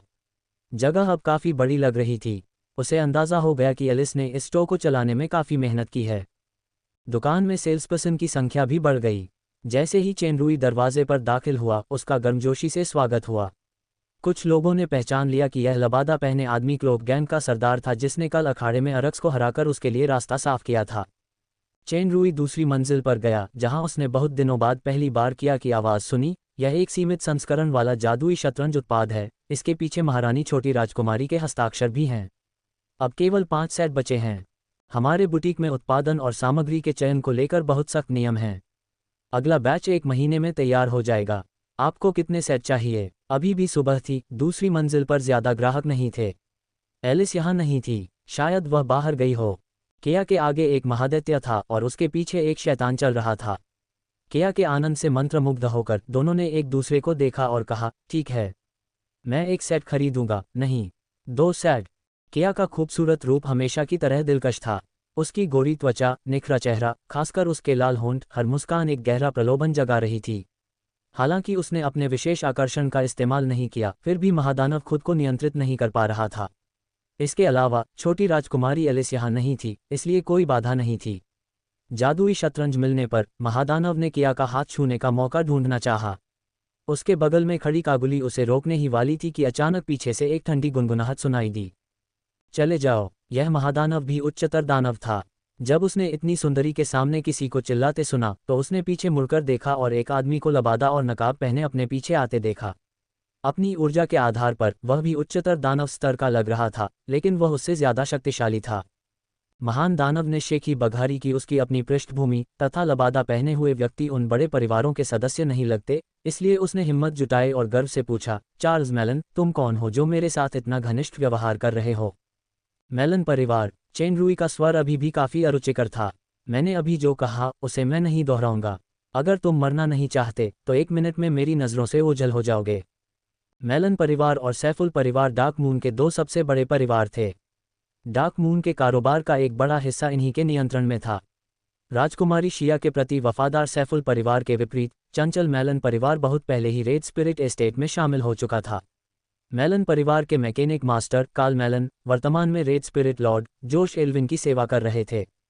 मेलन परिवार का वास्तविक संबंध जोसेफ के बजाय जोसेफ के पिता से होना चाहिए था, और अगुइले अब जोसेफ के अधीनस्थ के बराबर था। इसलिए इस तरह की आंतरिक लड़ाई कुछ ऐसी थी जिसे देखकर वह खुश था। जैसे ही चार्ल्स बोलने वाला था, उसके पीछे खड़ा शैतान अचानक उसे खींचकर दूर ले गया और फुसफुसा कर बोला। चार्ल्स, जो बस आत्मसंतुष्ट व्यवहार कर रहा था, अचंभित रह गया। उसे लगा जैसे औसत कद का ये लबादाधारी आदमी और भी लंबा होता जा रहा है। हालांकि वह कल रात अखाड़े में नहीं था, उसने उस सबसे शक्तिशाली उच्च दानव के बारे में सुना था जिसकी सुबह से ही शहर में जोरदार चर्चा हो रही थी। उसके सामने खड़ा यह आदमी असल में वही था जिसने अरक्स को हराकर वित्त अधिकारी जोसेफ क्लोक गैंग के नेता अगुइले से अखाड़ा छीन लिया था। इतना ही नहीं, क्लोक गैंग का एक ऐसा पद भी था जिसे नज़रअंदाज नहीं किया जा सकता था, वह था इंपीरियल गार्ड्स रिजर्व फोर्सेस। उनके पीछे डार्क मून लॉर्ड राजकुमारी शिया थीं। व्यक्तिगत शक्ति और पृष्ठभूमि के बावजूद वह उनसे बहुत कमतर थीं। अगर कुलपति को पता चलता कि उनका ऐसे व्यक्ति से टकराव है, तो कड़ी सजा जरूर मिलती। दानव लोक में किसी अपने से ज्यादा शक्तिशाली व्यक्ति का अपमान करना निस्संदेह सबसे दंडनीय अपराध था। चार्ल्स कांप उठा और उसने तुरंत माफी मांगी। माफ करना, अभी अभी। चेन रुई ने उसे अनदेखा किया और ठंडे स्वर में कहा, आपके पास 30 सेकंड बचे हैं। चार्ल्स ने किया की तरफ देखा। आखिरकार उसने दांत पीसते हुए वहां से चला गया। ग्राहक, क्या आपको अब शतरंज के ये 2 सेट नहीं चाहिए? चार्ल्स ने मन ही मन कुछ बुदबुदाया और बिना मुड़े सीढ़ियों से नीचे उतर गया। किया की चीखें भी उसे रोक नहीं पाईं। खूबसूरत लड़कियां बेशक जरूरी थीं, लेकिन उसकी अपनी जिंदगी जितनी नहीं। किनारे पर खरीदारी कर रहे 2 ग्राहकों को भी किया में कुछ दिलचस्पी थी, लेकिन जब उन्होंने चार्ल्स को उदास होकर जाते देखा तो वे उस लबादाधारी आदमी की पहचान का अंदाज़ा लगा पाए। उन्हें लगा कि यह उभरता हुआ दिग्गज किया में दिलचस्पी रखता है, इसलिए उन्होंने रुकने की हिम्मत नहीं की और जल्दी से वहां से चले गए। कुछ गपशप करने वाले भी थे जो सोच रहे थे कि क्या अगुइले की अरक्स पर वीरतापूर्ण जीत में कोई द्वेष था, या शायद ये किसी आकर्षक सक्कुबस से जुड़ा था। कुछ कल्पनाशील अनुमान लगाने के बाद वे समझदारी से वहां से चले गए। पलक झपकते ही चेन रुई के अलावा केवल किया और काबुली ही दूसरी मंजिल पर रह गए।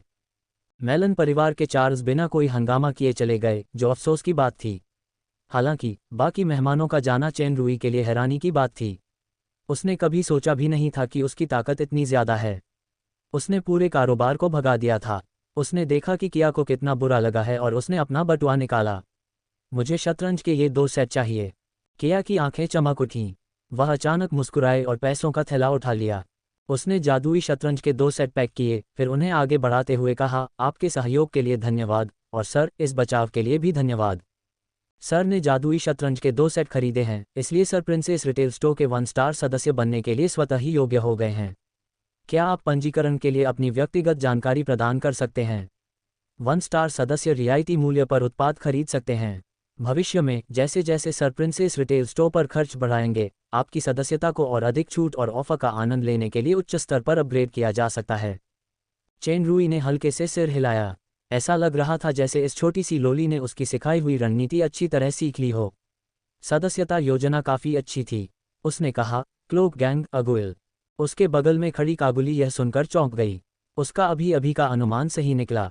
वह लबादाधारी आदमी जो किसी उच्च दानव जैसी शक्ति का प्रदर्शन कर रहा था, लबादा गिरोह का नेता अगुइले था, जिसके नाम ने एक युद्ध के बाद डार्क मून को चौंका दिया था। किया को भी कल रात एरिना में हुए मुकाबले के बारे में पता चला। अपनी मुस्कान में उचित सम्मान के साथ उसने कहा, तो आप सर एग्युइल हैं। मेरे लिए ये कितना अपमानजनक है। सर का हमारे स्टोर में ये पहला आना होगा। हमारे यहाँ बहुत सारे लिमिटेड एडिशन उत्पाद भी हैं। एक बार देख लीजिए सर। क्या ये तथाकथित सीमित संस्करण उत्पाद उसी के बनाए हुए नहीं थे? चेन रुई ने सिर हिलाया। जब वह जाने के लिए मुड़ा तो नीचे से उसे एक और जानी पहचानी आवाज़ सुनाई दी, किया, मैं आ गया। इस आवाज़ ने चेन रुई को एक गर्मजोशी का एहसास कराया, और कुछ ही देर बाद एलिस का दुबला पतला शरीर नजर आया।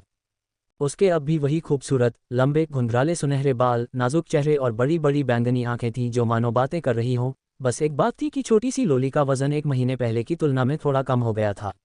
शायद इसकी वजह प्रिंसेस रिटेल स्टोर के बारे में सोचने में उसका समय बिताना था। एलिस के चेहरे पर एक चमकदार मुस्कान थी जो छुप नहीं पा रही थी। जरूर कुछ अच्छा हुआ होगा, वह बहुत उत्साहित लग रही थी। जब किया ने उस लबादे वाले आदमी का परिचय कराया तो एलिस अपनी राजकुमारी जैसी मुद्रा में आ गई। उसने सिर हिलाया और मुस्कुराए। तो तुम उस लबादा गिरोह की नेता हो जिसने उस कमीने जोसेफ के माथत को हरा दिया। अब तुम शहर की सबसे हॉट सेलिब्रिटी हो। ये रहा 3 सितारा सदस्यता कार्ड। इसे राजकुमारी की ओर से बधाई समझो। कृपया फिर आना। धन्यवाद महाराज। चेन रुई ने मन ही मन एलिस की व्यापार करने की बेहतर क्षमता की प्रशंसा की। उसने जानबूझकर अपनी आवाज़ में भारीपन दिखाया और उसे लेने के लिए हाथ बढ़ाया। जब उसने 3 स्टार सदस्यता कार्ड लेने के लिए हाथ बढ़ाया तो छोटी लोली की नाक अचानक फड़क उठी। उसने हैरानी से चेन रुई की तरफ देखा और फिर से ध्यान से हवा सूंघी, शक से। ये कैसी जानी पहचानी सी गंध आ रही है। ये नामुमकिन है ना, वह बहुत संवेदनशील है। चेन रुई अचंभित रह गया। उसने अपनी लेस देन छलावरन ग्रेटर देन अवस्था वापस ले ली थी और वह एक उच्चतर दानव की शक्ति उत्सर्जित कर रहा था। एलिस को सचमुच एहसास हुआ कि कुछ अलग था। ऊर्जा और गंध में थोड़ा सा अंतर होना चाहिए, लेकिन छोटी लोली की इंद्रियों ने चेन रुई को डरा दिया। क्या ये लूसीफर शाही परिवार की कोई नई जागृत शक्ति है? कोई नरक कुत्ते जैसा प्रतिभा? छोटी लोली की संदिग्ध निगाहों को देखते ही चेन रुई के अंतर्मन ने उसे बता दिया कि वह कुछ कड़ा अनुमान लगाने वाली है। उसकी पीठ में ठंडक महसूस हुई। वह रुकने की हिम्मत नहीं जुटा पाया। उसने झुककर जल्दी से नीचे की ओर कदम बढ़ाया। एलिस ने क्लोक गैंग के नेता को शक की निगाह से देखा जो जल्दी से भाग गया था। उसने अपना छोटा सा सिर झुकाया और एक पल सोचा। वह बुदबुदाई, ये नामुमकिन है, यह जरूर कोई भ्रम होगा। मुझे एथेना और उस आदमी की बहुत याद आती है। बहुत समय हो गया है जब मैंने उसे कहानी सुनाते सुना था, मैंने बहुत समय से उसके हाथ का खाना नहीं चखा है, और वो मज़ेदार चीज़ें भी नहीं। मज़ेदार बातें करते करते एलिस को अचानक कुछ याद आ गया। उसका चेहरा अचानक लाल हो गया। छोटी राजकुमारी, किया की आवाज़ ने एलिस को उसकी कल्पना से बाहर निकाला। छोटी लोली को होश आया, उसे याद आया कि जब वह अभी आई थी तो वह कितनी खुश थी। उसने चारों ओर देखा कि कोई तो नहीं है, फिर अपनी छाती फुलाकर रहस्यमयी मुस्कान के साथ बोली, किया, तुमने जो मालिश का तरीका बताया था वह वाकई काम करता है। लगता है मैं सचमुच यहाँ बड़ी हो गई हूँ। कागुली, क्या तुम्हें ऐसा नहीं लगता? किया मुस्कुराए, ये सचमुच काम कर गया, इसलिए छोटी राजकुमारी को इस पर डटे रहना चाहिए। काबुली ने काफी देर तक देखा, लेकिन उसे छोटी राजकुमारी की छाती में पहले के मुकाबले कोई खास बदलाव नजर नहीं आया। उसने बस हल्के से सिर हिला दिया। छोटी लोली खुश हो गई। उसे अचानक किया की छाती का मोटापन नजर आया और उसे अपनी सबसे अच्छी दोस्त की याद आई, जिसके अंग भी उसी तेजी से परिपक्व हो रहे थे। उसे बहुत दबाव महसूस हुआ। उसकी बड़ी बड़ी बैंगनी आंखों ने अचानक लड़ने की इच्छा व्यक्त की, उसका आभामंडल और भी गहरा हो गया। उफ, ये नहीं चलेगा। एथेना और उस आदमी के वापस आने से पहले मुझे और मजबूत बनना होगा। रुको, नहीं, मुझे और बड़ा बनना होगा। अपना सर्वश्रेष्ठ करो, छोटी बच्ची, अपनी अद्भुत छाती का उपयोग करके उस आदमी की आंखें चकाचौंध कर दीजिए। आचू, प्रिंसेस रिटेल स्टोर पर पहले एक अजीब सी छींक के बाद चेनरुई, जो अपनी सबसे बुरी हालत में था, ठंड को रोक नहीं पाया। उसने एक बार फिर प्रिंसेस रिटेल स्टोर के दरवाजे के बाहर जोर से छींक मारी। अब वह तथाकथित सार्वजनिक हस्ती बन गया था, उसकी छवि पल भर में बर्बाद हो गई। कुछ समय बाद शाही महल के परिषद हॉल में शिया ने अपने सामने खड़े लबादाधारी आदमी को गौर से देखा। उसने बोलने की पहल नहीं की। उसके शरीर से निकलती अस्पष्ट ऊर्जा ने लोगों को एक अदृश्य दबाव का एहसास कराया। जाहिर है, तथाकथित इंपीरियल गार्ड्स रिजर्व फोर्सेज के नेता अगुइले के साथ पहली मुलाकात में उसे लाभ के वादे के साथ लुभाने के बजाय शिया और जोसेफ ने उसे डराकर अधीनता में लाने की रणनीति का इस्तेमाल किया। उन्हें क्या पता था कि उनके सामने खड़ा यह आदमी इस हथकंडे से पहले से ही बहुत वाकिफ था। शुरुआत में जब उसके पास बिल्कुल भी ताकत नहीं थी, तब भी वह बॉस लेडी के हत्यारे इरादों का आदी हो चुका था। इस दबाव के एहसास ने उसे एक खोई हुई गर्मजोशी का एहसास दिलाया। साइलेंट नाइट वेटलैंड में मौत का अनुभव करने के बाद चेनरुई का मूड थोड़ा बदल गया। दोस्तों या परिचित लोगों को देखकर उसे एक आत्मीयता का एहसास हुआ। अभी अभी प्रिंसेस रिटेल स्टोर में एलिस को देखकर भी ऐसा ही हुआ था। बेशक वह कोई आत्मपीड़क नहीं था, वरना उसने रानी को अपनी शक्तियां दिखाने के लिए पहले ही कोड़ा मार दिया होता।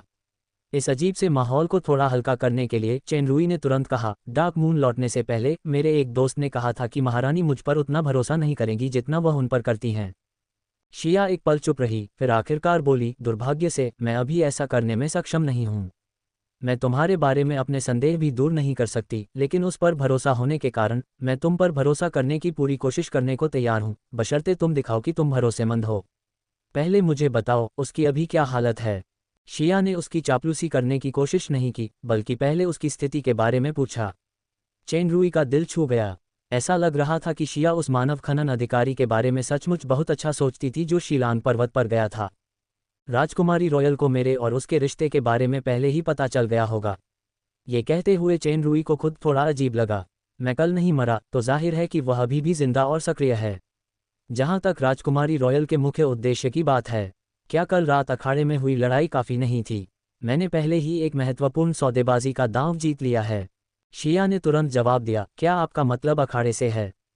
क्लोक गैंग अब palace imperial guards reserve force है। प्रिंसेस रॉयल का मेरे द्वारा प्राप्त अखाड़े पर कब्जा करना उचित होगा।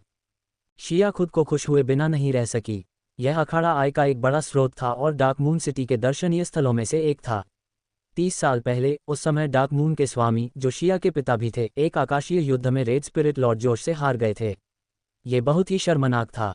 उसे यकीन नहीं हो रहा था कि यह इतनी जल्दी उसके हाथ में आ जाएगा। सच कहूं तो अखाड़ा सिर्फ एग्विल का था। इंपीरियल गार्ड्स रिजर्व फोर्स तो बस एक खोखला नाम था। एग्विल ने ऐसा करके वाकई ईमानदारी दिखाई।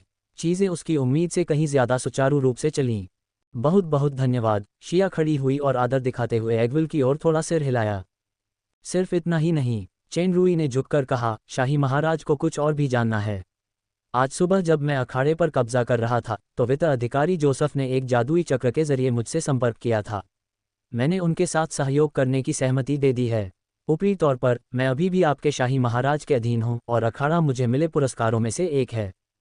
शिया थोड़ा चौंकी। उसने चेन रूई को गौर से देखा और सिर हिलाया। तुमने बहुत अच्छा किया और तुम्हारे भरोसे के लिए मैं तुम्हें फिर से शुक्रिया अदा करती हूँ। यह एक बहुत ही अहम राज है। मुझे यकीन है तुम मेरी बात समझ गए हो।